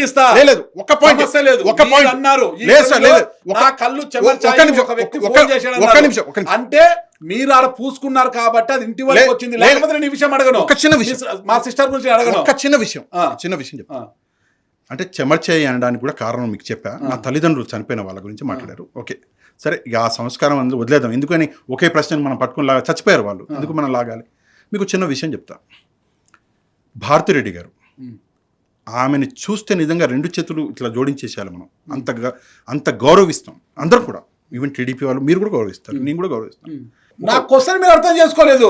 నేనన్న మాట ఏంటంటే, ఇట్లా సోషల్ మీడియా వాళ్ళు తూలనాడతారన్నప్పుడు ఆ విషయంలో మనము ఆ పార్టీలతో వాళ్ళతో పూసుకోవడం ఎందుకు, అనిపించుకోవడం ఎందుకు? ఇంట్లో భార్య సంపాదించింది, హ్యాపీగా తిని కూర్చోకోకుండా ఆ గబ్బు మనం ఎందుకు? ఒక్కొక్కసారి ఒక జర్నలిస్ట్ గా, ఒక్క నిమిషం, ఒక జర్నలిస్ట్ గా నేను ఎంత బాధపడతాను నాకు తెలుసు. ఒక ఇంటర్వ్యూ చేస్తే ఊర కుక్కలు నాతో ఆగరు. మీకు ఇందాక ఒక మెసేజ్ వద్దు, నాకు వద్దనిపిస్తుంది. కానీ జర్నలిజం ఉద్యోగం మీకు ఇందాక ఒక మెసేజ్ చేశాడు, మీకు ఇందాక ఎవడో మెసేజ్ చేశాడు, ఫేస్బుక్ లో పెట్టాడు అన్న. నేను ఒకటే విషయం ఆలోచిస్తాను, మీకు ఎందుకు ఈ కర్మ? ఉదాహరణ, అంటే మీ వైఫ్ కూడా మంచిగా సంపాదిస్తారు, ఒక నిమిషం, మీకు ఎందుకు ఈ కర్మ? అరే, ఆంధ్రప్రదేశ్లో ఉండి కుటుంబానికి దూరంగా ఉండి ఎక్కడో హైదరాబాద్కు వచ్చి సొంతంగా అన్ని పనులు చేసుకొని ఒక స్టూడియోలో ఇంత కర్మ ఎందుకు అంటే, సమాజం పట్ల మీ బాధ్యత అది. మీ బాధ్యతను మీరు నెరవేర్చేటప్పుడు మీ భార్య వెనకుండి వెన్నుముక్కట్టు ఉంటుంది. ఇప్పుడు నాగరాజు గారు కనిపిస్తున్నారు, ఎర్ర చొక్క వేసుకున్నారు, జీన్స్ ప్యాంటు, మస్తు కనిపిస్తున్నారు. యాక్చువల్గా ఏంటంటే పాలిటిక్స్లో ఎమోషన్స్ ఉండవు సార్. ఎందుకు ఎమోషన్స్ ఉండవు? మన ఎమోషన్స్ ముందున్నవాడు ఒక నవ్వులాటగా ఆడుకుంటాడు. మీరైనా సరే, నేనైనా సరే. ఇప్పుడు మీరు ఒక ఎమోషనల్గా ఒక స్పీచ్ ఇచ్చారు, ఒక మాట చెప్పారు, అరే నా బిడ్డ గురించి, లేదా మీ కొడుకు మీ బిడ్డ గురించి ఏదో మాట్లాడారు. మీరు తెలిసిన వాళ్ళందరూ అరే నాగరాజు గారు పాపం బాధపడ్డారు, ఓకే. కానీ మీ శత్రువులు ఏం చేస్తారు? దాన్ని కూడా ఆడుకుంటారు. రాజకీయాలలో ఎమోషన్స్ పనికిరావు. ఆ రోజు నేను ఎమోషనల్ అవ్వడం అనేది నా తప్పు, ఓకే. ఆ రోజు కళ్ళల్లో నాకు నీళ్ళు రావడం అనేది అది నా తప్పు. తర్వాత నేను కాదు, రాజకీయాలు, మీరు రాజకీయ నాయకుడు కాదు కదా, జర్నలిస్ట్ కదా. జర్నలిస్టులు we're dealing with politics. Okay, ఏమవుతుందంటే సార్ పాలిటిక్స్ రాజకీయాలలో ఒక నిమిషం పాలిటిక్స్ జర్నలిజంలో అండి, వృత్తిలో జర్నలిజం పాలిటిక్స్ ఒక ఫేమస్ డైలాగ్ ఉంది పవన్ కళ్యాణ్ గారిది, నేను చూస్తా పవన్ కళ్యాణ్ గారి సినిమా. మేము రాయడం మానేస్తే, మేము మాట్లాడడం మానేస్తే నువ్వు మాయమైపోతావు అంటాడు ఓ సినిమాలో. జర్నలిజాన్ని ఎప్పుడు కూడా రాజకీయాలతో కనెక్టెడ్గా చూస్తారు, ఎందుకంటే రాజకీయాల్ని ప్రొడ్యూస్ చేసేది, ప్రజెంట్ చేసేది జర్నలిస్ట్లే కదా. So anywhere somewhere your connected with politics, right? So కనెక్టెడ్గా ఉన్నప్పుడు మీ మీద ముద్ర పడుతుంది. మీరు సాక్షిలో ఉన్నంతవరకు నాగరాజు గారు మీ మీద ముద్ర పడ్డది, మీరు ఈరోజు లేకపోతే మీ మీద ఇంకో ముద్ర పడ్డది. ఓకే పాషా గారు, భార్య సంపాదన సరే, నా భార్య సంపాదిస్తుంది, మీ భార్య సంపాదిస్తుంది, మన భార్య సొత్తు మనం తింటున్నాం, ఊళ్ళో వాళ్ళ సొత్తు తినడం లేదు. నేను జర్నలిస్ట్గా వర్క్ చేస్తూ నేను అనిపించుకుంటున్నా, అటువైపు దెబ్బలు ఇటువైపు దెబ్బలు తప్పడం లేదు. మీరు ఒక జర్నలిస్ట్గా, ఒక అనలిస్ట్గా, ఒక సోషల్ యాక్టివిస్ట్గా అటు ఇటు రెండు వైపులా దెబ్బలు తింటున్నారు, బుగ్గలు కూడా వాసిపోతున్నాయి కొద్దిగా. ఓకేనా? ఓకే, అయితే ఓడిపోయినారు జగన్మోహన్ రెడ్డి పార్టీ, అది ఓడిపోయింది. ఇప్పటికీ కూడా మీరు రాళ్ళు వేస్తున్న పార్టీ మీద ఇంకా మారలేదు. మీరు అట్లున్నారు. ఇటీవల చూస్తే ఎక్కడో యూకేలో ఉన్న చింతా ప్రదీప్ను కూడా వదిలిపెట్టలేదు మీరు. అతన్ని ఎందుకు టార్గెట్ చేశారు చింతా ప్రదీప్ను? నువ్వు చింతా ప్రదీప్ యూకేలో కూర్చొని దొబ్బుడు కాదు, హైదరాబాద్లో కూర్చొని నేను చేస్తున్నా ఇక్కడ పని, నీ దమ్ము నా దమ్ము అని మాట్లాడి ఏంది అసలు చింతా ప్రదీప్తో మీకేంది గొడవ? మీకు ఆయన కాసిత ఒక గౌరవం ఫస్ట్, సరే చెప్తాను, మీ ఆన్సర్కి వస్తాను, కానీ అంతకంటే ముందు ఒక చిన్న మాట చెప్పాలి. ఒక గౌరవం అయితే కొంత పెరిగింది చింతా ప్రదీప్ మీద ఇప్పుడు ఎందుకు అంటే, నేను ఆ వీడియోలో చివరిగా నేను కూడా ఆపేస్తాను అని ఒక మాట చెప్పాను. దాని తర్వాత తను ఈ విషయం మీద మాట్లాడలేదు, అందుకే కొంత గౌరవం పెరిగింది. ఎందుకు అన్నటువంటి మీ ప్రశ్న. సరే, ఏమైందంటే విషయం, చింతా ప్రదీప్ గారి గురించి చెప్పాలంటే 2004 నుంచి ఒక చిన్న, అంటే డైరెక్ట్గా కాదు, ఇండైరెక్ట్గా కూడా కాదు, ఒక చిన్న మనస్పర్ధలు ఎప్పుడూ ఉంటూనే వచ్చాయి. కానీ ఆయన ఒక వీడియోలో ఒక మాట అన్నారు. ఏమన్నారంటే, నేను కొంతమంది ఆయారామ్ గాళ్ళు గయారామ్ గాళ్ళు వస్తూ ఉంటారు, పోతూ ఉంటారు, మనం వాళ్ళని పట్టించుకోవద్దు. నేను ఈరోజే మన నాయకులతోటి, కొంతమందితోటి, ముఖ్యమైనటువంటి నాయకులతోటి మాట్లాడాను. మన పార్టీలోనే చాలామంది ఉన్నారు కష్టపడే వాళ్ళు, వాళ్ళకి అవకాశం ఇవ్వాలి, కానీ ఈ ఆయారామ్ గాళ్ళు గయారామ్ గాళ్ళను పట్టించుకోవద్దు అన్నాడు. సో నాకు ఆ వీడియో కొంతమంది, అంటే మనకంటూ ఎవడో ఒక్కడన్నా అభిమానం చేస్తాడు కదా సార్, పంపించారు. నేను ఆ వీడియో చూడగానే నాకు కోపం వచ్చింది. ఎందుకు కోపం వచ్చిందో మీకు చెప్తాను. మీరు కూడా నన్ను ఎక్కడో పూసుకొని తిరిగారు వైసీపీతో అని ఒక ఆరోపణ చేశారు. నిజమే ఆరోపణ. మీలాగనే మర్యాదగా చెప్పిన వాళ్ళు వేలల్లో ఉన్నారు. ఓకే, అమర్యాదగా ఊసేసిన వాళ్ళు ఉన్నారు, భార్య పిల్లల్ని తిట్టిన వాళ్ళు ఉన్నారు, ఇష్టం వచ్చేటట్టు మాట్లాడిన వాళ్ళు ఉన్నారు, తాగేసి ఫోన్లు చేసి ఇష్టం వచ్చేటట్టు మాట్లాడారు. అన్నీ సహించాం కదా సార్. రెండోది, ఇలా వెనక్కి తిరిగి ఎవడొస్తున్నాడో వెనకాల నుంచి ఎవడన్నా వస్తున్నాడా, మిర్రర్లో తీసుకోవడము, కార్లో భయపడుతూ బతికాం కదా సార్. సార్ షర్మిల గారి భర్త ఇద్దరు కేసు చేశారు, నా మీద కేసు పెట్టారు, మీకు తెలిసే ఉంటుంది. అయితే ఎందుకు ఆ కేసు వేస్తారు? మీరు ఆమె ఏదో దూషించారు కదా, ఊరికే వెళ్ళలేదు కదా. నేను ఆమె వీడియోలు చేశాను. ఒక విషయం, వస్తాను, అక్కడికి కూడా వస్తాను. అయితే ఆ కేసులు పడ్డాయి కదా, ఆ రోజు మరి అంటే మాకేం కష్టం కలగలేదా, మేమేం తిరగలేదా? ఇక్కడ ఉన్నటువంటి లోకల్ పొలిటికల్ హీట్ ఎవడు సహించాడు? మేమే కదా. నువ్వు మా గురించి ఆయారాం గయారాం అంటావా అని చెప్పి నాకు కోపం వచ్చింది ఉన్నట్టుగా చెప్తున్నా మీకు. అండ్ రెండవది, ఆయన యూకే సమ్ కన్వీనరో ఏదో ఆయన పోస్ట్లో ఉన్నారు. ఆయన ఉన్నటువంటి ఆ పోస్ట్ ఏదైతే ఉందో, ఆ పోస్ట్ అన్నది మీ పోస్ట్ ఏంటి, యూకే కన్వీనర్గా మీరు ఉన్నారు. ఓకే, మీరు మీ పని చేయండి, నేను తప్పను, మాకు సంబంధం లేని విషయం చేయండి. కానీ ఇక్కడ ఉన్నటువంటి లోకల్ పాలిటిక్స్కి మీకు సంబంధం ఏంది? నాకు ఒక పోస్ట్ ఇస్తే నేను ఆ పోస్టుని గౌరవించుకోవాలి, ఆ పోస్ట్ కోసం నేను పనిచేయాలి కదా. ఫలానా వ్యక్తి ఆయారాం గయారాం ఎవరు చెప్పాలి? ఇది సజ్జల గారు చెప్పారంటే ఫలానా పాషా వచ్చి ఆయారాం గయారాం అని సజ్జల గారు చెప్పాలి, ఫలానా ఇంకో వ్యక్తి అని చెప్పి సజ్జల గారు చెప్పాలి. ఎందుకంటే ఆయన కోఆర్డినేటర్, ఆయన ఉన్నాడు, ఆయన చెప్తే పర్లేదు, కానీ ఇలా పార్టీ ప్రెసిడెంట్ చెప్పాలి, కానీ మీరెవరు చెప్పడానికి అని నాకు కోపం వచ్చింది. అందుకే నేను ఒక వీడియో చేసిన. అండ్ ఆ వీడియోలో కూడా నేను ఎక్కడ ఆయన నా పేరు ఎక్కడ తీయలేదు, ఎందుకు చెప్పాలి కానీ నా పేరు అయితే తీయలేదు, కానీ నేను పేరు చెప్పి ఫోటో పెట్టి మరీ వీడియో చేసి. ఎందుకంటే నాకు అలవాటు సార్, ఏదైనా విషయం మీ మీద ప్రేమ ఉందనుకోండి ఫర్ ఎగ్జాంపుల్, నేను ఆ ప్రేమని అమితంగా ఇచ్చేస్తాను. అంటే మీకోసం ఏ లెవెల్ కన్నా వెళ్ళిపోతాం. మీరు అంటే నన్ను దూషించారు అని తెలిసినా కూడా క్షమించేస్తా ప్రేమ ఉంటే. కానీ ఆల్రెడీ కైండ్ హార్ట్ కాదు, అదే అట్లా. కానీ మీ మీద నాకు ఎంతో కొంత ముందు నుంచే కోపం ఉండి, కొంత గ్రడ్జ్ ఉందనుకోండి, చెప్పాను కదా 2024 నుంచి నడుస్తుంది. సో దాన్ని మీరు వీడియో చేసేసరికి నాకు మీరేం చేసి ఉండవలసింది, ఫోన్ చేయవలసింది. నా నెంబర్ ఉంది, ఫోన్ చేసి ఏం పాషా గారు నేను ఫలానా ప్రదీప్ గారిని మాట్లాడుతున్నాను, ఏందండి ఏంది ఇది, ఏంది కారణం ఏంది నాకు చెప్పండి, మీరు పెద్ద మనిషే కదా, మీరు పార్టీలో పెద్ద పెద్ద వాళ్ళు తెలుసు కదా మీకు, నేను చెప్తానండి మీకు ఎందుకు బాధపడుతున్నారు, మీరు పార్టీ కోసం ఎంతో కొంత కష్టపడ్డారని నాగరాజు గారు చెప్పారు కదా ఇందాక, అట్లా మాట్లాడుంటే అయిపోగా, మీరు వీడియో చేయాల్సిన అవసరం ఏమొచ్చింది?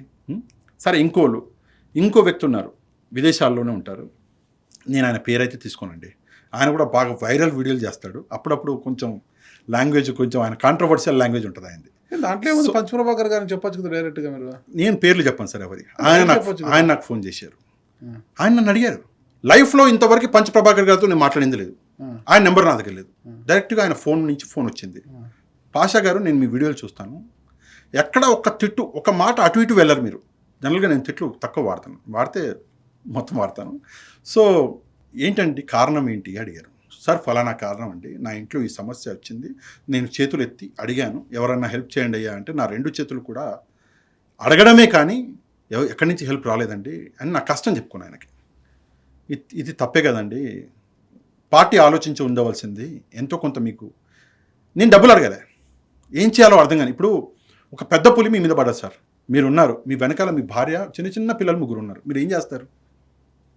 ఫస్ట్ అర్థిస్తారు, దేవుడా ఎవరైనా ఉన్నారో అరుస్తారు, తర్వాత ఏం కానప్పుడు ఏం చేస్తారు, నేను సచ్చైనా సరే ఆ పులిని ఓడిస్తా నా పిల్లల కోసం అంటారు. ముందు అర్థించిన, రిక్వెస్ట్ చేసిన, ఎవరు హెల్ప్ చేయలే ఆ రోజు. మరి ఆ రోజు లేవని గొంతు ఈ రోజు ఎందుకు లేచింది? ఆయన అడిగారు, ఆయనను చాలామంది అంటారు ఆయన తిడతారు అది ఇది అని చెప్పేసి, నేను దానికి వెళ్ళను, కానీ నాకు ఫోన్ చేశారు తిడతారని. ప్రభాకర్ గారు ఆయన కొంత లాంగ్వేజ్ అది యూస్ చేస్తారని చాలా మంది మాట్లాడే వాళ్ళతో మాట్లాడతారు, మంచిగా మాట్లాడితే మంచిగా మాట్లాడతారు. ఆయన నాకు ఫోన్ చేసినప్పుడు ఆయన ఎంత బాగా మాట్లాడారు, అలా మాట్లాడే వాళ్ళతో ఫైనల్ గా ఆయన ఫోన్ పెట్టేటప్పుడు మాట్లాడాడు, నాకు చాలా బలం అనిపించిందండి.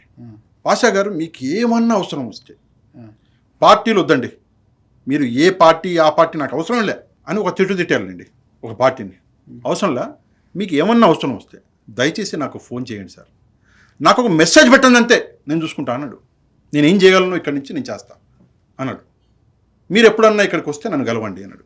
సార్ నా బతుక్కి అంత పెద్ద అక్కడికి వచ్చేంత లేదు, అది చచ్చేంత వరకు కూడా పాసిబుల్ కాదు, కానీ తప్పకుండానండి ఆ సమయం వస్తే తప్పకుండా మీ దగ్గర సజెషన్ తీసుకుంటా అని ఫోన్ పెట్టి, ఆయన ఆ మాట అన్నప్పుడు మరి మీరు కన్వీనరు ఏదో యూకేలో మీరు ఎందుకు అనలేకపోయారు, మీరు ఎందుకు ఆ సపోర్ట్ ఇవ్వలేకపోయారు? బాధ్యత 2 వైపులా ఉండాలి కదా, మీరు అన్నం పెట్టి ఒక మాట అంటే ఒక మాట, మీరు హెల్ప్ చేసి ఒక మాట అంటే ఒక మాట, మీరు ఏమీ పట్టించుకోకుండా అవసరం వచ్చినప్పుడు నేనేమడి డబ్బులు అడిగానా, పార్టీని డబ్బులు అడిగానా? చూపించండి, ఎవరికి ఎంత ఇస్తున్నారు, అనలిస్ట్ ఇంతమంది ఉన్నారు కదా, ఎవరికి ఎంతెంత ఇస్తున్నారో నెలకు ఒకసారి చూపించండి, నేను కూడా మాట్లాడతాను. అడిగానా ఎప్పుడన్నా? నేను అడిగింది ఏంది, సేఫ్టీ అండ్ సెక్యూరిటీ. ఒక్క విషయంలో నేను అడిగింది. ఎవరి విషయంలో సేఫ్టీ సెక్యూరిటీ? నాకే ఒక కష్టం వచ్చింది, ఏంటి ఆ కష్టం? నేను అది చెప్పుకోలేను, కానీ ఒక కష్టం వచ్చింది, అంటే ఫైనాన్షియల్ కాదండి, మళ్ళీ చెప్తున్నా, ఫైనాన్షియల్ కష్టం కాదు, నాకే ఒక కష్టం ఒకటి వస్తే నా కుటుంబం ఇన్వాల్వ్ అయ్యే పొజిషన్ వచ్చింది కాబట్టి నేను అడిగా హెల్ప్. అది కూడా లోకల్గా తెలంగాణ అయితే నేనే చూసుకునేవాడిని, కానీ ఎక్కడో వేరే చోటు నుంచి వేరే రాష్ట్రం నుంచి వచ్చిందని అడిగితే కనీసం ఫోన్లు ఎత్తలేదండి. సరే okay, that is all different story. అందరికి చేశారు అంటే ఎవరికైతే చేయాలో అందరికి చేశారు. సజ్జల గారికి చేసింటే సజ్జల గారి నెంబర్ నా దగ్గర లేదండి.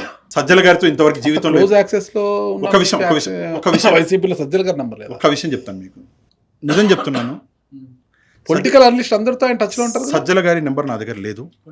సజ్జల గారు ఇంతవరకు నా జీవితంలో నాతో ఇంతవరకు మాట్లాడలేదు. నేను సజ్జల గారిని డైరెక్ట్గా లైవ్గా ఎప్పుడు చూడలేదు. ఏందండి కొత్త విషయం చెప్తున్నారు? నిజం. శ్రీహరి గారని ఆయన శ్రీహరి చీఫ్ ఆయన కూడా చూడలేదు ఇంతవరకు అనుకున్నా. నాకన్నా చిన్నోడులేండి, వినండి, ఎవరో ముస్లాయన అనుకున్నా, చాలా ఏజ్డ్ అనుకున్నా. ఆయన మొన్న అరెస్ట్ అయ్యారు కదా, అప్పుడు ఆయన ఫస్ట్ టైం ఫోటో చూసిన, ఏజ్లో నాకన్నా చిన్నోడే ఫోటో చూసిన మొన్న. ఆయన కూడా కలవలేను ఎప్పుడు. ఇంతవరకు వైఎస్ఆర్ కాంగ్రెస్ పార్టీ ఆఫీసు తాడేపల్లిలో ఉందని తెలుసు, ఆఫీస్ ఎక్కడుందో కూడా తెలియదు, ఎలా ఉంటుందో ఆఫీస్ కూడా తెలియదు, బయట నుంచి కూడా తెలియదు, ఫోటోలలో చూడడం ఒకటే అంతే, ఇంతవరకు ఏం లేదు. ఏమీ తెలుసుకోకుండా ఆ పార్టీ ప్రతినిధి జగన్మోహన్ రెడ్డి గారు ముఖ్యమంత్రి ఇవి చేశాడు అవి చేశాడని ప్రజల్లోకి చెప్పడానికి వెళ్ళి మళ్ళా వచ్చి ఇప్పుడు మళ్ళా ఆ పార్టీ ఓడిపోయిన కారణం మీరు మారరు అంటే మీరే నన్ను అడుగుతున్నారు కాబట్టి ఈ రోజు నేను ఈ ప్రశ్నలు అడుగుతున్నా కదా. నేను ఈ ప్రశ్నలు అడగడం వల్ల వైసీపీకి మంచి జరుగుతుందా చెడు జరుగుతుందా? వాళ్ళు అర్థం చేసుకుంటే మంచి జరుగుతుంది, చెడుగా తీసుకుంటే చెడు జరుగుతుంది. ఓకే, నేను అడుగుతా మీకు ప్రశ్న. మీరు ఈ ప్రశ్నలు మా వైసీపీ మంచి కోసం అడుగుతున్నారు అనుకోండి, నేనైతే అనలేదు. ఒక్క నిమిషం అనుకోండి. నేను అంటున్నా మంచి కోసమే అనుకోండి, వాళ్ళలో మార్పు వస్తుందేమో అని అనుకోండి. దీనిల వల్ల మీకు ఎలాంటి లాభం వస్తుంది? వాటికన్నా మీకు ఎక్కువ బెదిరింపు కాల్స్ వస్తున్నాయని నేను విన్నా, వాస్తవమా కాదా? నేను దగ్గర 2 సంవత్సరాలు టీడీపీ తెలుగుదేశం పార్టీ గురించి చాలా మాట్లాడా. ఓకే. చంద్రబాబు నాయుడు గారి గురించి చాలా మాట్లాడా. నారా లోకేష్ గారి గురించి చాలా మాట్లాడా. ఇంకా చాలా మంది గురించి మాట్లాడా. కానీ నాకు ఎప్పుడు బెదిరింపు సోకాల్ అలా కొంతమంది తాగేసి అప్పుడప్పుడు ఉంటుంది కదా, ఏదో నువ్వు ఎందుకు ఫోన్ చేసినావు, ఏదో తిట్టపోతే నేను కట్ చేయడం, అవి ఇన్సిడెంట్స్లు జరిగినాయి. కానీ సోకాల్డ్ బెదిరింపు రాలా. కానీ ఇప్పుడు గత నెల 15 రోజుల నుంచి వైసీపీ తరఫున చాలా వస్తున్నాయి. ఇప్పుడు నేను ఈ విషయాలు కూడా కేసులు పెడితే చాలా కేసులు పెట్టాల్సి వస్తుంది. ఏ రోజైతే నిజంగా నా ఓపిక నశించిందో, ఏ రోజైతే నిజంగా వీళ్ళు హద్దు దాటితే తప్పకుండా పెడతా.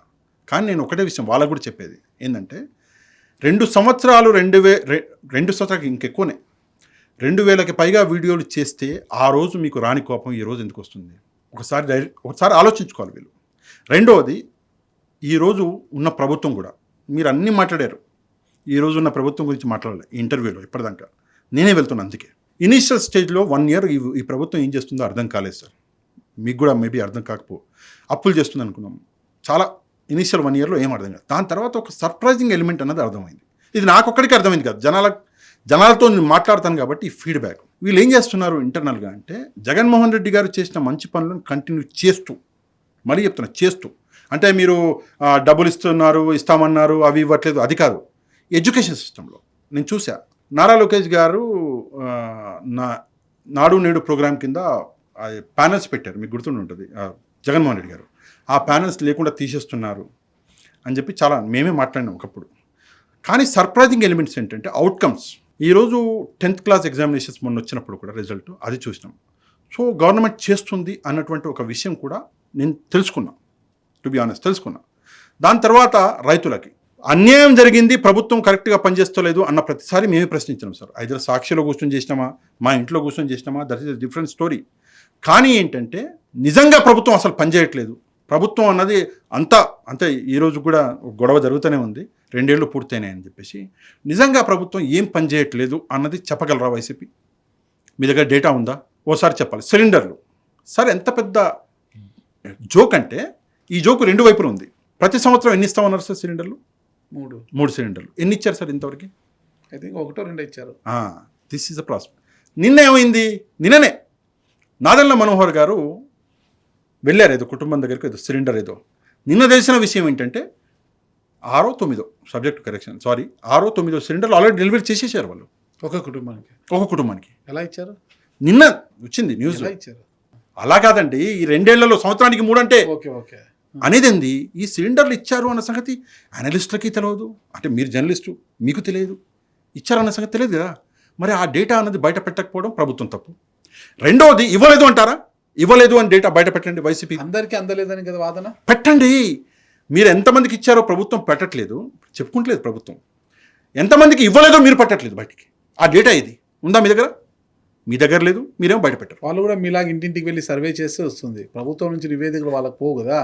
మీలాగా పని కట్టుకొని వాళ్ళల్లో కొంతమంది అభిమానంతో ఇంటింటికి పోయి సర్వే చేస్తే ఎంతమందికి అందాయి, ఎంతమందికి అందలేదు అని తెలుసు. జగన్మోహన్ రెడ్డి గారు అధికారంలో ఉన్నప్పుడు, అంటే చివరి రోజుల్లో గడపకేనో ప్రోగ్రామ్ పెట్టారు, గుర్తుందా మీకు? ఎంతమంది వెళ్ళారు సార్? అందరూ వెళ్లాల్సి వచ్చింది, వెళ్ళారు. కొంతమంది అలా వెళ్ళారు, మొక్కుబడికో కొంతమంది వెళ్ళారు, బాగానే కొంతమంది వెళ్ళారు. కేతిరెడ్డి వెంకటరామరెడ్డి లాంటి వాళ్ళు గడపకు పెట్టక ముందే ఆయన ఇంటింటికి తిరుగుతున్నారు. కేతిరెడ్డి అన్నారు ఒక మాట, జగన్మోహన్ రెడ్డి గారివి అన్ని కూడా వీళ్ళు కంటిన్యూ చేస్తున్నారని ఒక మాట. ఇక్కడ అన్ని కాదు, మళ్ళీ చెప్తాను, మళ్ళీ అన్ని కాదు, వీళ్ళు అవసరమైన మేరకి. ఫర్ ఎగ్జాంపుల్ ఏంటంటే, మొన్న 10th క్లాస్ రిజల్ట్ మంచిది సార్. దేనైనా సరే, ఇప్పుడు మీరు మెడికల్ కళాశాల పరిస్థితి ఏంటి? వెరీ గుడ్, చాలా మంచి ప్రశ్న అడిగారు. నేను వస్తాను. మెడికల్ కళాశాలలో పరిస్థితి ఏంది? వైసీపీ ఏం పోరాటం చేసింది చెప్పండి ఒకసారి. వైసీపీ ప్రతి జిల్లాకు ఒక మెడికల్ కళాశాల పోరాటం ఏం చేసిందో చెప్పండి. ఇప్పుడు ఈ 2 ఏళ్లలో పోరాటం చేసింది కదా సార్. అవును, కోటి సంతకాలు చేశారు. అవును, పోయారు, అక్కడికి వెళ్ళారు, హాస్పిటల్ చూపించి కోటి సంతకాలు చెప్పండి. అవును, కోటి సంతకాలు సేకరణ, గవర్నర్ కి నివేదికలు, కేంద్రానికి నివేదికలు ఇచ్చారు, అన్ని చేశారు. ఇప్పుడు మీరు ఎవరన్నా వచ్చి అతను టెండర్లు తీసుకుని మేము వచ్చినాక రద్దు చేస్తామన్నారు, అన్ని జరుగుతున్నాయి అన్ని. వెరీ గుడ్, వైసీపీ చేసింది. నేను ఒక ప్రశ్న అడుగుతాను. మీ ప్రాస్పెక్టివ్లో మీరు అది చూశారు, నా ప్రాస్పెక్టివ్లో నేను ఏం చూసా? పోరాటం జరుగుతున్నప్పుడు నేను మాట్లాడా, సరే పోరాటం మంచిగా చేస్తున్నారు. ఈరోజు నా ప్రాస్పెక్టివ్ ఉంది అంటే, మీరు పోరాటం చేశారు, చేయలేదా పక్కన పెట్టేద్దాం, ప్రభుత్వం ఏం చేస్తుందా పక్కన పెట్టేద్దాం. ఆ కళాశాలలు ఏదైతే కట్టారో అది ఎవరికి ఉపయోగపడుతుంది? ఈరోజు ఎవరికైనా పడుతుందా? ఆ బిల్డింగ్లు ఖాళీ ఉన్నాయా? ఖాళీగా ఉన్నాయి కదా, ఎవరికైనా ఉపయోగపడుతుందా? మీరు రెంట్కి ఉంటున్నారు అనుకున్నాం సార్, హైదరాబాద్లో ఎంత ఉంటుంది సార్ మీ ఇంటి రెంటు?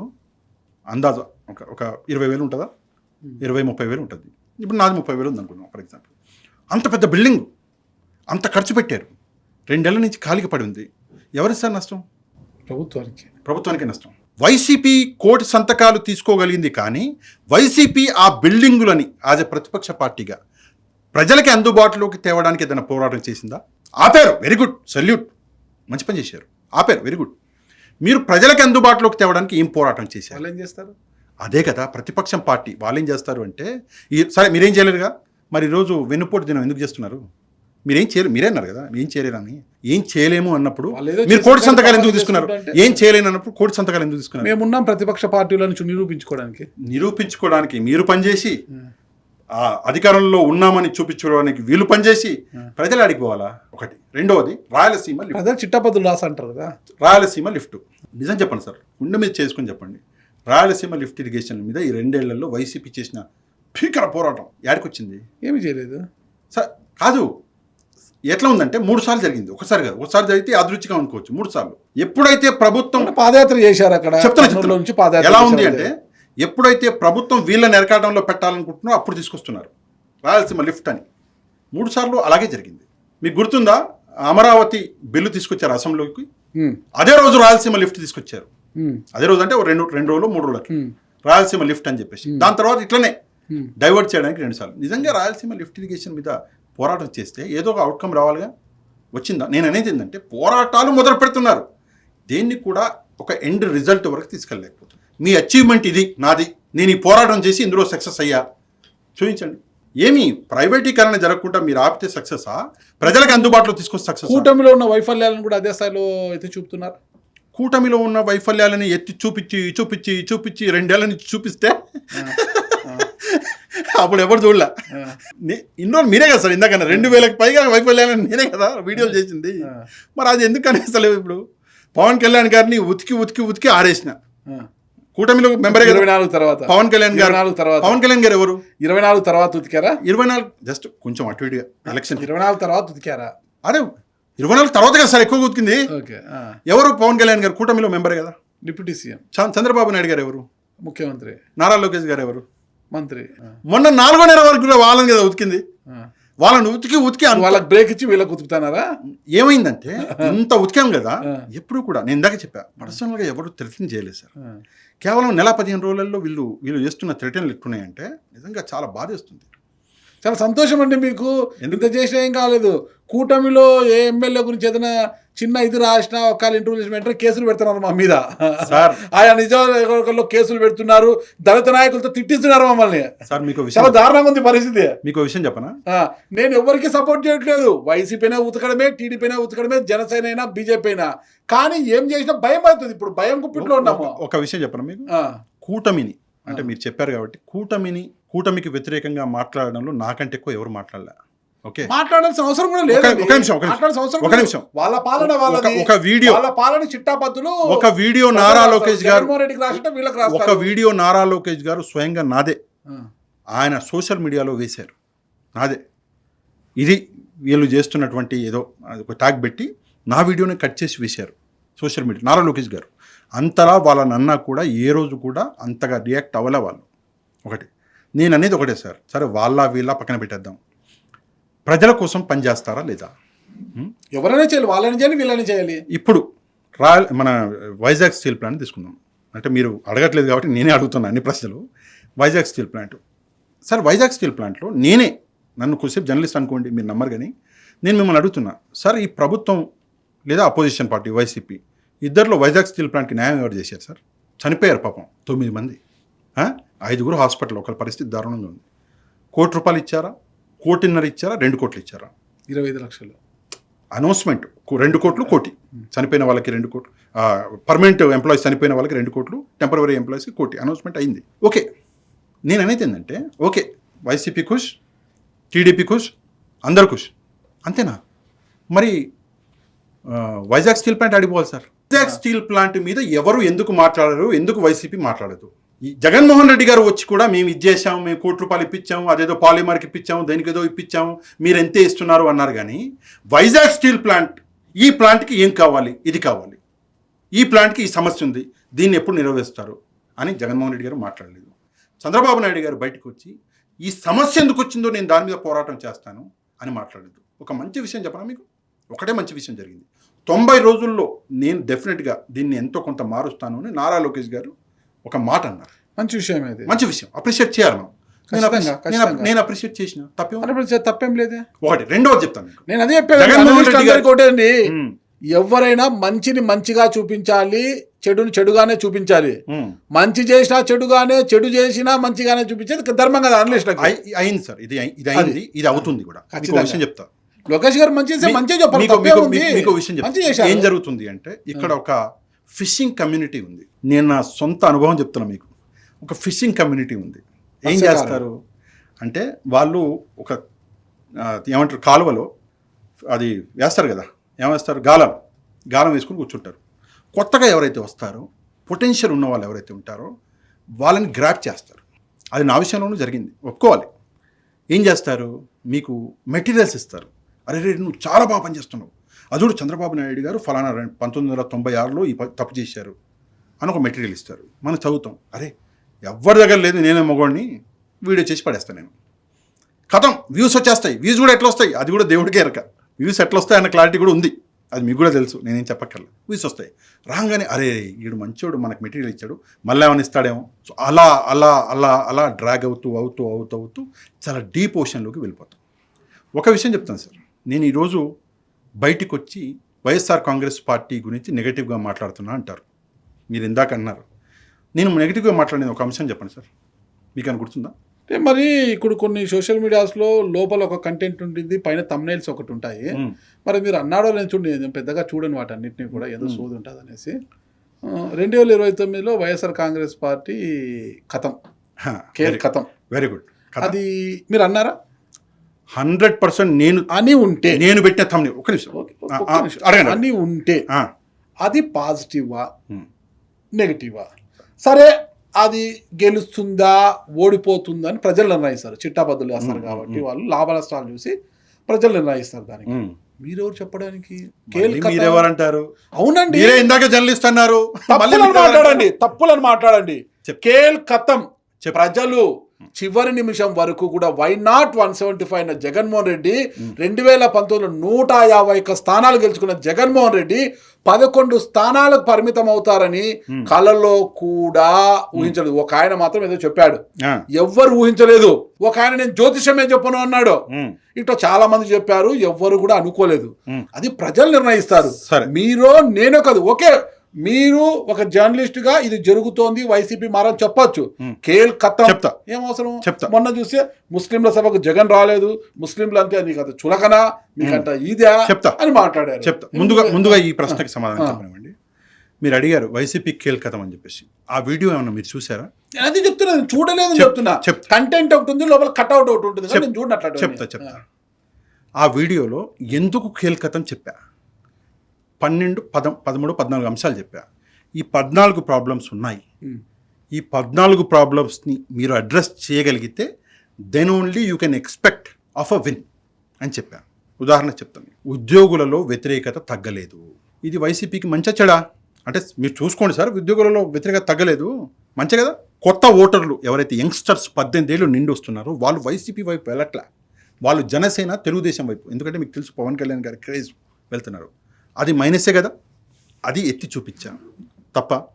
నెక్స్ట్, జగన్ గారు అసెంబ్లీకి వెళ్ళకపోవడం ఇది కరెక్ట్ కాదు అని ఇందులో 3వ పాయింట్ పెట్టాను తప్ప. అంటే వైసీపీ కేల్ ఖతం అంటే అందులో మొత్తం నెగిటివిటీ. ఒక నిమిషం, వైసీపీ నియమించిన దాదాపు 120 ఏదైతే ఇన్ఛార్జ్ పోస్టులు ఉన్నాయో అందులో 70 మంది అసలు ఎవరో కూడా తెలియదు జనాలకి. అంటే ఆ ఇంటిమసీ లేదు పబ్లిక్తో ఆ ఇన్ఛార్జీలకి, అట్లాంటి వాళ్ళని పెట్టారు. అది ఎత్తి చూపించడం తప్ప. ఒకటి. నెక్స్ట్, వైసీపీ క్యాడర్ వేరే పార్టీలకు మారుతున్నారు. గ్రామాల్లో, నేను చెప్పింది కాదు, నా లైవ్లో ఫోన్ చేసి ఒక పెద్ద అని చెప్పాడు, మళ్ళీ చెప్తున్నా మీకు, గ్రామాలలో తెలుగుదేశం పార్టీ తాను చేసిన పనులను చూపించగలుగుతుంది, వైసీపీ చూపించగలగట్లేదు. నెక్స్ట్, వింత విచిత్రం సార్. మీకు చెప్తాను. కూటమి ప్రభుత్వంలో ఉన్న వ్యతిరేకత వైసీపీకి ప్లస్ పాయింట్ అవ్వాలి. ఇప్పుడు ఏ పార్టీ అన్నా వ్యతిరేకత వస్తుంది, మీకు తెలుసు. మీరు పవర్లో ఉన్నారు, సంవత్సరానికి ఎంతో కొంత 2 ఏళ్ళకి ఎవరు అధికారంలో ఏడాదికి వ్యతిరేకత వస్తుంది, కానీ ఆ వ్యతిరేకత ఇంకో పార్టీకి ప్లస్ అవ్వాలి. కానీ ఒక వింత ఎగ్జాంపుల్ కూడా నేను చెప్పా. సెంట్రల్లో బీజేపీ నరేంద్ర మోదీ గారు 3వ సారి ప్రధాని అయ్యారు. ఎంతో కొంత వ్యతిరేకత ఉంటుందిగా. మరి ఆ వ్యతిరేకత కాంగ్రెస్ పార్టీకి ప్లస్ అవుతుందా? అవట్లా.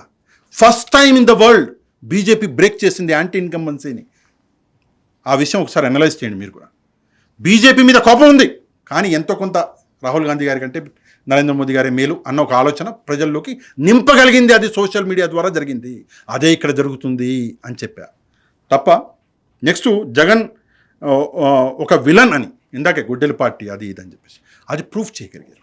అలా చేయగలుగుతున్నారు ఎందుకంటే మీ పార్టీకంటూ ఓ ఫిలాసఫీ సిద్ధాంతం లేదు. ముందుగా పార్టీకి ఒక సిద్ధాంతం. బీజేపీ హిందుత్వ సిద్ధాంతం వాళ్ళది, జనసేన సనాతన ధర్మం సిద్ధాంతం వాళ్ళది, టీడీపీ ఏంటి డెవలప్మెంట్. నెక్స్ట్ ఫేస్ వాల్యూ గురించి మాట్లాడా. నెక్స్ట్ వచ్చేసి చాలా ముఖ్యమైన ఇంకో అంశం, 7% బ్రాహ్మణులు వైశ్యాసు క్షత్రియాలు ఉన్నారు ఆంధ్రప్రదేశ్లో. ఇవి మొత్తం పాయింట్ టు పాయింట్ సార్, ట్విట్టర్లో రాశా నేను. వీళ్ళు 7% మంది మీకు ఓటు వేయరు, కారణం కూడా చెప్పా. సో ఈ పాయింట్లన్నీ చెబితే నేను మంచి చేసినట్టా సార్? ఒకసారి మీరు అంటే మీరు చెప్పండి, పర్లేదు, మంచి చేసినట్టే కదా. అరే పాషా అన్నాడు, వైసీపీ ఓడిపోద్ది అన్నాడు, వైసీపీ గెలవడం అసాధ్యం అన్నాడు అని చూస్తారు. కానీ నేను ఏమంటే బాగుండదేమనంటే ఏమన్నాడు కంటెంటు. నేను అంత లూజ్ టంగ్ వెదవని కాదండి, నేను ఆలోచిస్తాను ఏదన్నా. ఇందాక మీరు ముస్లిం లేదన్నారు, నేను ఏమంటాను, జగన్మోహన్ రెడ్డి గారు అంటే ముస్లింలకి అన్యాయం, ఏదో థంబ్నెయిల్ పెట్టాను, మర్చిపోయాను, ముస్లింలకి అన్యాయం చేసిన ఏదో ముస్లిం పెట్టాను. నేను ఎందుకు పెట్టుంటాను సార్? ఏదైనా కారణం ఉంటుంది కదా. అకారణంగా వ్యూస్ కోసం నా సబ్స్క్రైబర్లు ఎంతమంది ఉన్నారు అడగండి ఒకసారి. నాకు తెలియదు, గుర్తులేదు, పట్టుకొని అడిగితే నాకు తెలియదు. వ్యూస్ నేను చూడను, నాకు అవసరం లేదు. నేను వ్యూస్ చూసి నేనేం చూసుకోను. నేను వీడియో చేసినా అయిపోయా, నా వీడియో నేనే చూసుకోను, నాకు పెద్ద బద్ధకం. సో నేను ఒకటే విషయం అంటాను, ఏంటంటే ముస్లింలు మోసం చేసిన జగన్మోహన్ రెడ్డి అన్నాను. ఎందుకు అన్నాను తెలుసా మీకు? గత 8 నెలలుగా, అంటే ఇది ఎక్కడ చెప్పలేదు, మీకు చెప్తున్నాను, 8 నెలలుగా ముస్లింలతో ఒక మీటింగ్ చేయాలని చెప్పేసి వైసీపీలో ఒక జరుగుతుంది ప్రయత్నం. అంటే ప్రతిసారి 10 రోజులు నెక్స్ట్ వీక్ చూద్దాంలే, మళ్ళీ నెక్స్ట్ వీక్ చూద్దాంలే అని పోస్ట్పోన్ చేస్తున్నారు. ఫైనల్గా ఒక డేట్ అనుకున్నారు. ముస్లిం సమాజం ఆంధ్రప్రదేశ్లో బాగానే ఉన్నారు సార్, మీకు కూడా తెలుసు కదా, బాగానే ఉన్నారు. మీ పని ఏంటి, మీ బాధ్యత ఏంటి? మీరు ఉండి ఆ మీటింగ్లో 2 మంచి మాటలు చెప్పలేరా? ఏముంది సార్, చెప్పాలంటే ఏదో ఒకటి చాట్ జీపీటీని అడిగితే చెప్తే అయిపోగా. మీరు ఎందుకు లేరు సార్? అంతకు ముందు మీరు నిరుద్యోగుల దాంట్లో ఉన్నారు, వచ్చారు, నిరుద్యోగులకు అండగా నిలబడ్డారు.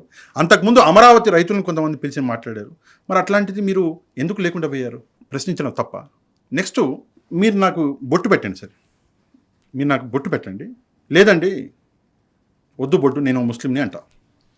లేకపోతే పెట్టండి సార్ ఇట్లా అని పెట్టించుకుంటా. 2 నేను చేయవచ్చు, డిపెండ్స్. కానీ మీరు బొట్టు పెట్టినాక లైవ్లో నడుస్తున్నప్పుడు ఇట్లా తుడుచుకోను, ఎట్టుంటుంది? గలీజ్ ఉండదు. టోపీ పెట్టుకున్నారు సజ్జల గారు, మంచి విషయం. మిమ్మల్ని పెట్టుకొని కూడా అనలేదు సార్.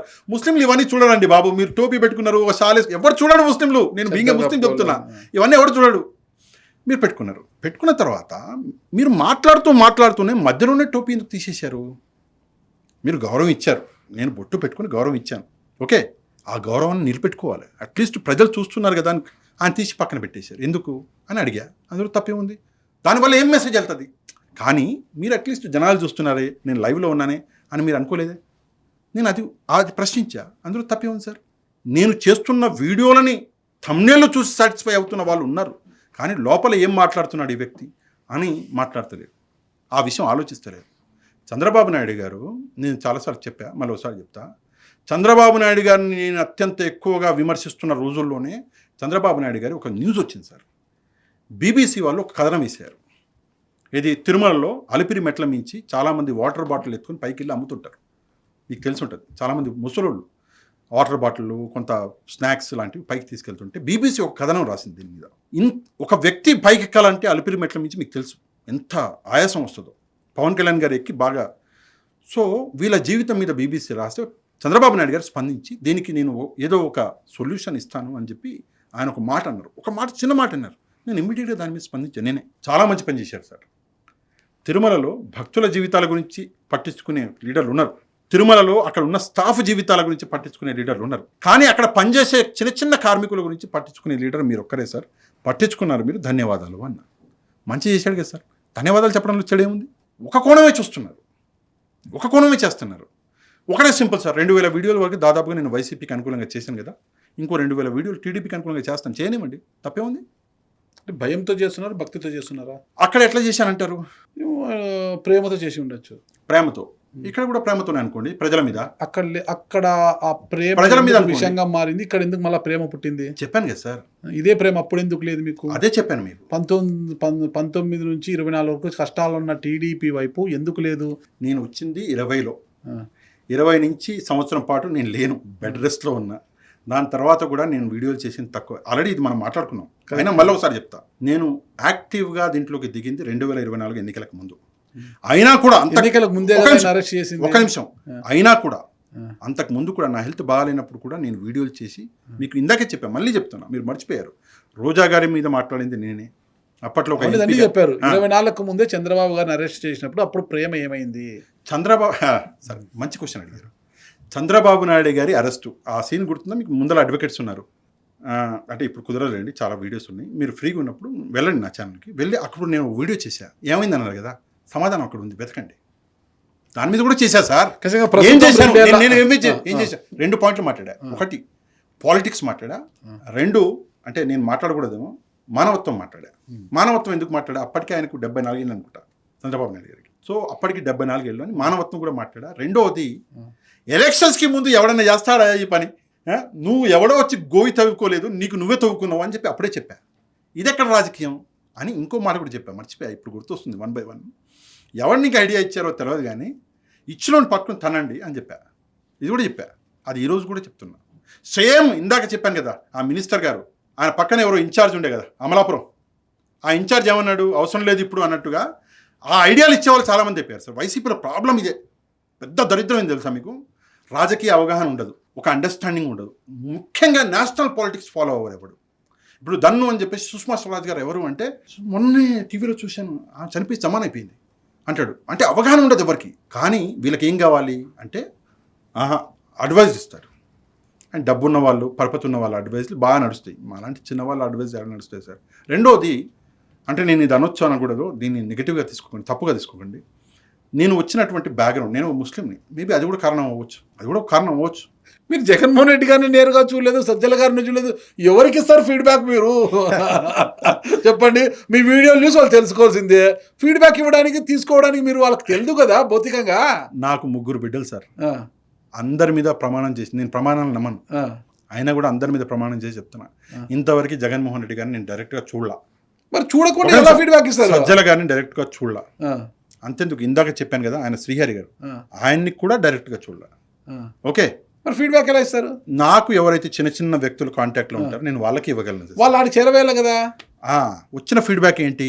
నేను కొన్ని ఇంటర్వ్యూలు చేశాను కదా సార్, వైసీపీ వాళ్ళే కదా, అందులో ఒకటి. రెండోది, మీ ఇంటర్వ్యూలు కూడా నేను బాగా చూశాను సార్, మీ ఇంటర్వ్యూలు బాగా చూస్తాను నేను. మీ ఇంటర్వ్యూలలో కూడా కొంతమంది నాయకులు వైసీపీ వాళ్ళు చెప్పిన మాట ఒకటి. రెండోది ఏంటంటే, ఈ మైక్ ఆన్ ఉన్నంత వరకు అది వేరే ఉంటుంది సార్. ఒక మనిషి క్యారెక్టర్, నా క్యారెక్టర్ ఏంది అన్నది మీకు తెలవాలంటే మైక్ ఆఫ్ చేసి, కెమెరా ఆఫ్ చేసి అని తెలుస్తుంది. ఓకే, అప్పుడు నేను కొన్ని నిజాలు మాట్లాడతాను. కాబట్టి అలా మాట్లాడిన వ్యక్తులు చాలామంది ఉన్నారు. అన్న గంటలు పోయి ఆడ కూర్చుంటే మమ్మల్ని పట్టించుకోలేదని మీ ఇంటర్వ్యూలోనే ఒక వ్యక్తి, ఒక పెద్ద లీడర్ చెప్పారు, నాయకుడు, నా దగ్గరకు వచ్చి కూడా మాట్లాడినటువంటి వ్యక్తులు ఉన్నారు. ఓకే, సో దాన్ని బట్టే ఫిల్టర్ చేస్తారు అన్న క్లారిటీ ఒకటి. రెండోది ఏంటంటే, ఇక్కడ ఇంకోటి కూడా కారణం ఉంది. అంటే మనం ఆలోచించాలి రెండు వైపులా. ఇప్పుడు పండ్లున్న చెట్టుకే రాళ్ళ దెబ్బలు అంటారు. మేబీ ఆయన అక్కడ ఉన్నాడు కాబట్టి, ఆయనే కనిపిస్తున్నాడు కాబట్టి రాళ్ళ దెబ్బలు తగలవచ్చు. అది ఓకే అండి, 2 సంవత్సరాల పదవి అయిపోయింది. వాళ్ళు 2 సంవత్సరాల కాలంలో జరిగిన అభివృద్ధి ఒక పండుగలా ఈరోజు జరుపుకుంటున్నారు వాళ్ళు. వీళ్ళు దగా పాలన, ఇది మోసం పాలన అంటూ వీళ్ళు చేస్తున్నారు కదా. మీరేమంటారు ఒక అనలిస్ట్గా?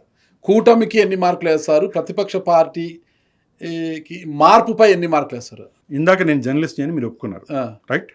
అనలిస్ట్ అని ఇప్పుడు ఒప్పుకుంటున్నారా? అంటే అనలిస్ట్గా అన్నారు కదా, అనలిస్ట్ కమ్ జర్నలిస్ట్ ఒప్పుకున్నారు కదా. Thank you very much. అన్ని లిస్టులు ఉన్నాయి. అయితే విషయం ఏంటంటే, అది అనలిస్ట్గా నేను చెప్తాను, వాళ్ళు వెన్నుపోటు అని చెప్పుకుంటున్నారు, వీళ్ళు సాధించిన మంచి గురించి వీళ్ళు చెప్పుకుంటున్నారు. ఇది ఒక రకంగా మనం ఆలోచించాలంటే, 2 వైపులా కూడా యాజ్ ఏ అపోజిషన్ పార్టీగా వాళ్ళు చేసేది వాళ్ళు, వీళ్ళు చేసేది వీళ్ళు. కానీ ప్రజలకు అల్టిమేట్గా ఏమి దక్కింది? ఇందాక నుంచి మనం డిస్కస్ చేసుకుంది అదే. ఒక వైపు ఆరోగ్యశ్రీ లాంటి ముఖ్యమైనటువంటి అంశాలను నిర్వీర్యం చేశారు. ఒప్పుకున్నా అది నిజం. ఆరోగ్యశ్రీ ఉందా ఈరోజు ఆంధ్రప్రదేశ్లో? నడుస్తుందా? ఆ జర్నలిస్ట్గా మీరు చెప్పండి, మీరు ఆంధ్రప్రదేశ్ నుంచే కదా, ఉందా? చాలా మంది బకాయిలు ఉన్నాయి, నేను చూడడం లేదు ప్రైవేట్ ఆసుపత్రి. బకాయిగా సార్, మెడిసిన్లు లేవు. ఓకే, ఆరోగ్యశ్రీ లాంటివి పట్టించుకోవాలా? ఈఎస్ఐ ఆసుపత్రిలో మెడిసిన్స్ లేవు. అక్కడ ప్రభుత్వం అన్నది ఎంతో కొంత ఫెయిల్ అయిపోయింది. నెక్స్ట్ వచ్చేసి ఇప్పుడు రిటర్న్ అంటే కంపెనీస్ని తేవడంలో ప్రభుత్వం బాగా పనిచేస్తుంది. అంటే ఒప్పుకోరు, వైసీపీ వాళ్ళు ఒప్పుకోరు. అయినా కూడా ఒప్పుకున్నా ఒప్పుకోకపోయినా నా అనాలిసిస్ మీరు అడిగారు కాబట్టి ఎంతో కొంత బిజినెస్ తేగలుగుతుంది ఆంధ్రప్రదేశ్కి. అక్కడ ప్రభుత్వం అనేది పాస్ అయింది. ఫెయిల్ అయింది ఒకటి చెప్పా, పాస్ అయింది ఒకటి చెప్పా, రైట్? ఇప్పుడు వైసీపీకి వద్దాం. YSR Congress party as a ప్రతిపక్షంగా వైసీపీ పాస్ అయిన అంశం నా దగ్గర లేదు సార్. అన్నీ ఫెయిల్ అయిపోయిన అంశాలే. మీరు అనొచ్చు కోడి సంతకాలు అని చెప్పేసి. కోడి సంతకాల ద్వారా సాధించింది ఏం లేదు. ప్రాబ్లం అది. ఆ రోజు కూడా మొత్తుకున్నాం. కోడి సంతకాలు చేసి ట్రక్కులలో నింపి తీసుకెళ్లి ఇచ్చారు. దానివల్ల క్రోచులం మేము అంటున్నారు కదా. సరే, ఓకే, దీని మీద కూడా ఎంత అనగదొక్కాలన్నా, చిన్న విషయం, ఎంత తొక్కాలన్నా మమ్మల్ని తొక్కలేరు, అనగు దొక్కలేరు, కాకరచల్ల తిరిగి వస్తాం, లేస్తాం అంటున్నారు. జనరల్గా మీ పెండ్లి, ఈరోజు పెండ్లిలో బాజాలు పెడతాం కదా, మీ పెండ్లి బాజా పెడతారు అనుకోండి. పెండ్లి కాబట్టి బాజా పెడతాం. పెండ్లి అయిపోయిన 3 రోజులకి బాజా కొడతారు వీళ్ళు, వైసీపీ వాళ్ళు. వీళ్ళ దగ్గర ఉన్నటువంటి ఒక మంచి ప్లస్ పాయింట్ అది. కాక్రోచ్ జనతా పార్టీ అని ఒక పార్టీ లేచింది ఎక్కడి నుంచో. సుప్రీంకోర్టు ఆనరబుల్ చీఫ్ జస్టిస్ గారు ఒక మాట ఎవరినో ఉద్దేశించన్నారు. ఆయన కాక్రోచెస్ అని నిరుద్యోగుల్ని ఎవరినో ఉద్దేశించన్నారు. ఆ మాటను పట్టుకొని కాక్రోచ్ జనతా పార్టీ పుట్టింది. ఓకే, విషయం ఏంటంటే జగన్మోహన్ రెడ్డి గారు కాక్రోచ్లు అని ఎప్పుడు అన్నారు? ప్రెస్ మీట్ హిందీ ఛానల్ చూసారా? చూలే. గంట అడుమోగుతుంది. అంటే ఈ కాక్రోచ్ జనతా పార్టీ అన్నది అసలు వీళ్ళకు ప్రజాదరణ లేదు, అన్ని ఆ దేశాల నుంచి వస్తుంది అని చెప్పేసి ఒక ఫేమస్ పత్రిక ప్రతినిధి ఒకతను మొత్తం టీవీ షోలు పెట్టి నిజాలని నిర్ధారణ చేస్తుంటే నిద్రపోయారు. వీళ్ళకి అది తెలవకుండా నిన్న ప్రెస్ మీట్లో వీఆర్ కాక్రోచెస్. అరే, ఇది ఎప్పుడు చెప్పాలి మీరు? 4 రోజులకు ముందు, అదే 15 రోజులకు ముందు కదా. మీరు అప్పుడు చెప్పడం మానేసి ఇప్పుడు కాక్రోచ్లు అంటారేంటి? ఇప్పుడు ఆ కాక్రోచ్ జనతా పార్టీ అనేది తూర్చని తెలిపోయింది. ఈయన పక్కన ఉన్నాడు, ఆ మాట చెప్పడు. ఎందుకంటే వీడే అప్డేటెడ్ కాదు, పక్కన ఉన్నాడు. వాడు 4 రోజుల కిందనో 10 రోజుల కిందనో నేను లైవ్ చేశాను సార్ కాక్రోచ్ జనతా పార్టీ మీద. నేను చేసి 15 రోజులు అయింది. వీళ్ళు ఇప్పుడు నిద్రలు ఇచ్చారు. అంటే హిందీలో ఒక మాట అంటారు, అంటే తప్పుగా అనుకోవద్దు, హిందీలో కాదు ఉర్దూలో అంటారు, లేట్ లతీఫ్లు అంటారు. లేట్ లతీఫ్, లతీఫ్ అనేది పేరు, లేట్ లతీఫ్. అన్నీ లేట్గా చేస్తారు. టీటీడీలో ఒక మంచి పదవిలో ఉన్న నాయకుడు. అంటే తిరుమల తిరుపతి దేవస్థానం అంటే చిన్న దేవస్థానమా? ప్రపంచంలోనే లేదు సార్ అట్లాంటి దేవస్థానం. అట్లాంటి దేవస్థానానికి ఒక మంచి పొజిషన్లో ఉన్న వ్యక్తి, పనిచేసిన వ్యక్తి. ఆయన ఒక మహిళ అని చూడకుండా, అది కూడా పాపం ఎవరి కోసం కష్టపడ్డది ఆమె ఐఏఎస్ లక్ష్మి గారు ఎవరి కోసం కష్టపడ్డారు? జైలుకి ఎందుకు వెళ్ళారండి? ఆమె స్వర్గీయ రాజశేఖర రెడ్డి గారితో ఉన్నారని, ఆయనతో పనిచేశారని కదా ఆమె జైల్లో పెట్టారు. సరే, ఏం చేశారో ఏం లేదు అది మనం మాట్లాడుకోకూడదులేండి, న్యాయం అది చట్టాలు చూసుకుంటే. కానీ ఆ కనీస కృతజ్ఞత లేకుండా మీరు మాట్లాడారు. అవసరమా అంటున్నా. ఒకటి. రెండోది, రోజా గారు ఉన్నారు. అంటే నేను రోజా గారి గురించి ఎందుకు ఖచ్చితంగా మాట్లాడుతున్నానంటే, రోజా గారు ఉన్నారు. రోజా గారు కూడా ఒకసారి కూర్చొని అనాలిసిస్ చేయాలి. ఒకరోజు నేనే ఉన్నా సాక్షిలో కూర్చొని. ఆ రోజు నన్ను పిలిచారు కానీ నన్ను తీసుకోలేదు లైవ్లోకి. పిలిచి కూర్చోబెట్టిన బయటకు నువ్వేదో. సో ఆ రోజు రోజా గారు ఏడ్చారు, నార్ఫ్డ్ వీడియోలు పెడుతున్నారు అని. బాధ అయింది కదండి, బాధ అయింది కదా. మరి మీరు మాట్లాడే మాటలతో వేరే వాళ్ళకు కూడా బాధ అవుతుంది కదా. అందుకే కొంత చూసి మాట. పదవులదే ఉందండి, వస్తుంటాయి. కార్లదే ఉందండి, వస్తుంటాయి పోతుంటాయి. కార్లు పదవులు ఏముంది? డబ్బులు ఉంటే వస్తాయి. ఇందాక మీరే అన్నారు 50 లక్షలు ఖర్చు, 50 కోట్లు 100 కోట్లు ఖర్చు పెడితే. అంటే డబ్బులు ఉంటే పదవులు వస్తాయి, డబ్బులు ఉంటే కార్లు కూడా వస్తాయి. మర్సిడీస్ బెంజ్ ఏముంది? ఇంకా వస్తాయి. కానీ ఒక మనిషిగా మనం గెలిచామా ఓడిపోయామా? కుటుంబంలోనే కాదు. ఇప్పుడు నేను బయటికి వెళ్తాను, ఇంటి నుంచి బయటికి వెళ్ళంగానే మా కాలనీలో వెళ్ళేటప్పుడు 4 సలాం చేస్తారు. నేను ముస్లిం కాబట్టి సలాం చేస్తారు. ఎందుకు చేస్తారు? నేనేదో పరపతున్నోని అని కాదు, కొంత మర్యాద ఉన్నోని చేస్తారు. కొంతమంది తిట్టుకుంటారు. నేను అనేది ఒకటే, మీరు ఆ మర్యాదల్ని కోల్పోవద్దండి. కొడాలి నానిగారికి కూడా ఎంత మాట్లాడినా నేను ఆయనకు ఒకటే విషయం, ముందుగా మీ ఆరోగ్యం చాలా ఇంపార్టెంట్.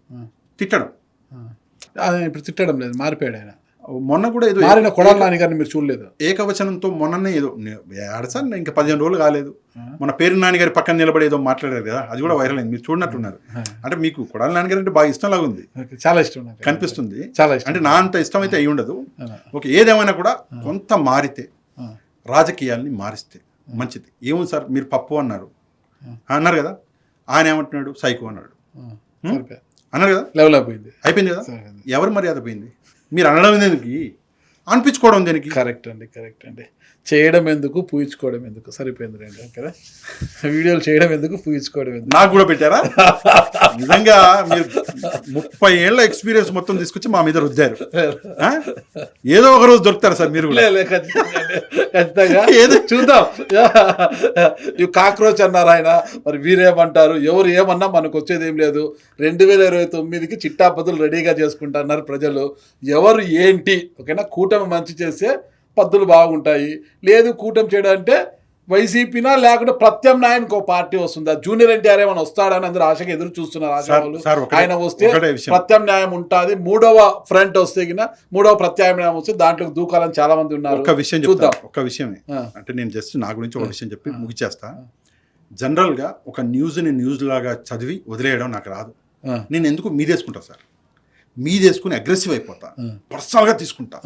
సో దాన్ని ఏమంటారు, పిచ్ అంటారా, ఎర్ర అంటారా నాకు తెలియదు. కానీ నేను ఇలాగే ఉన్నాను చిన్నప్పటి నుంచి అంతే. ఏదైనా ప్రాబ్లం వస్తే మీద తీసుకుని ఆ ప్రాబ్లం మీద పని చేయడం అనేది అలవాటు. సో దాన్ని చాలా మంది పర్సనల్గా తీసుకుంటారు. నాకు వైసీపీ అంటే పెద్ద ద్వేషం లేదు, ప్రేమ లేదు. తెలుగుదేశం పార్టీ అంటే ద్వేషం లేదు, ప్రేమ లేదు.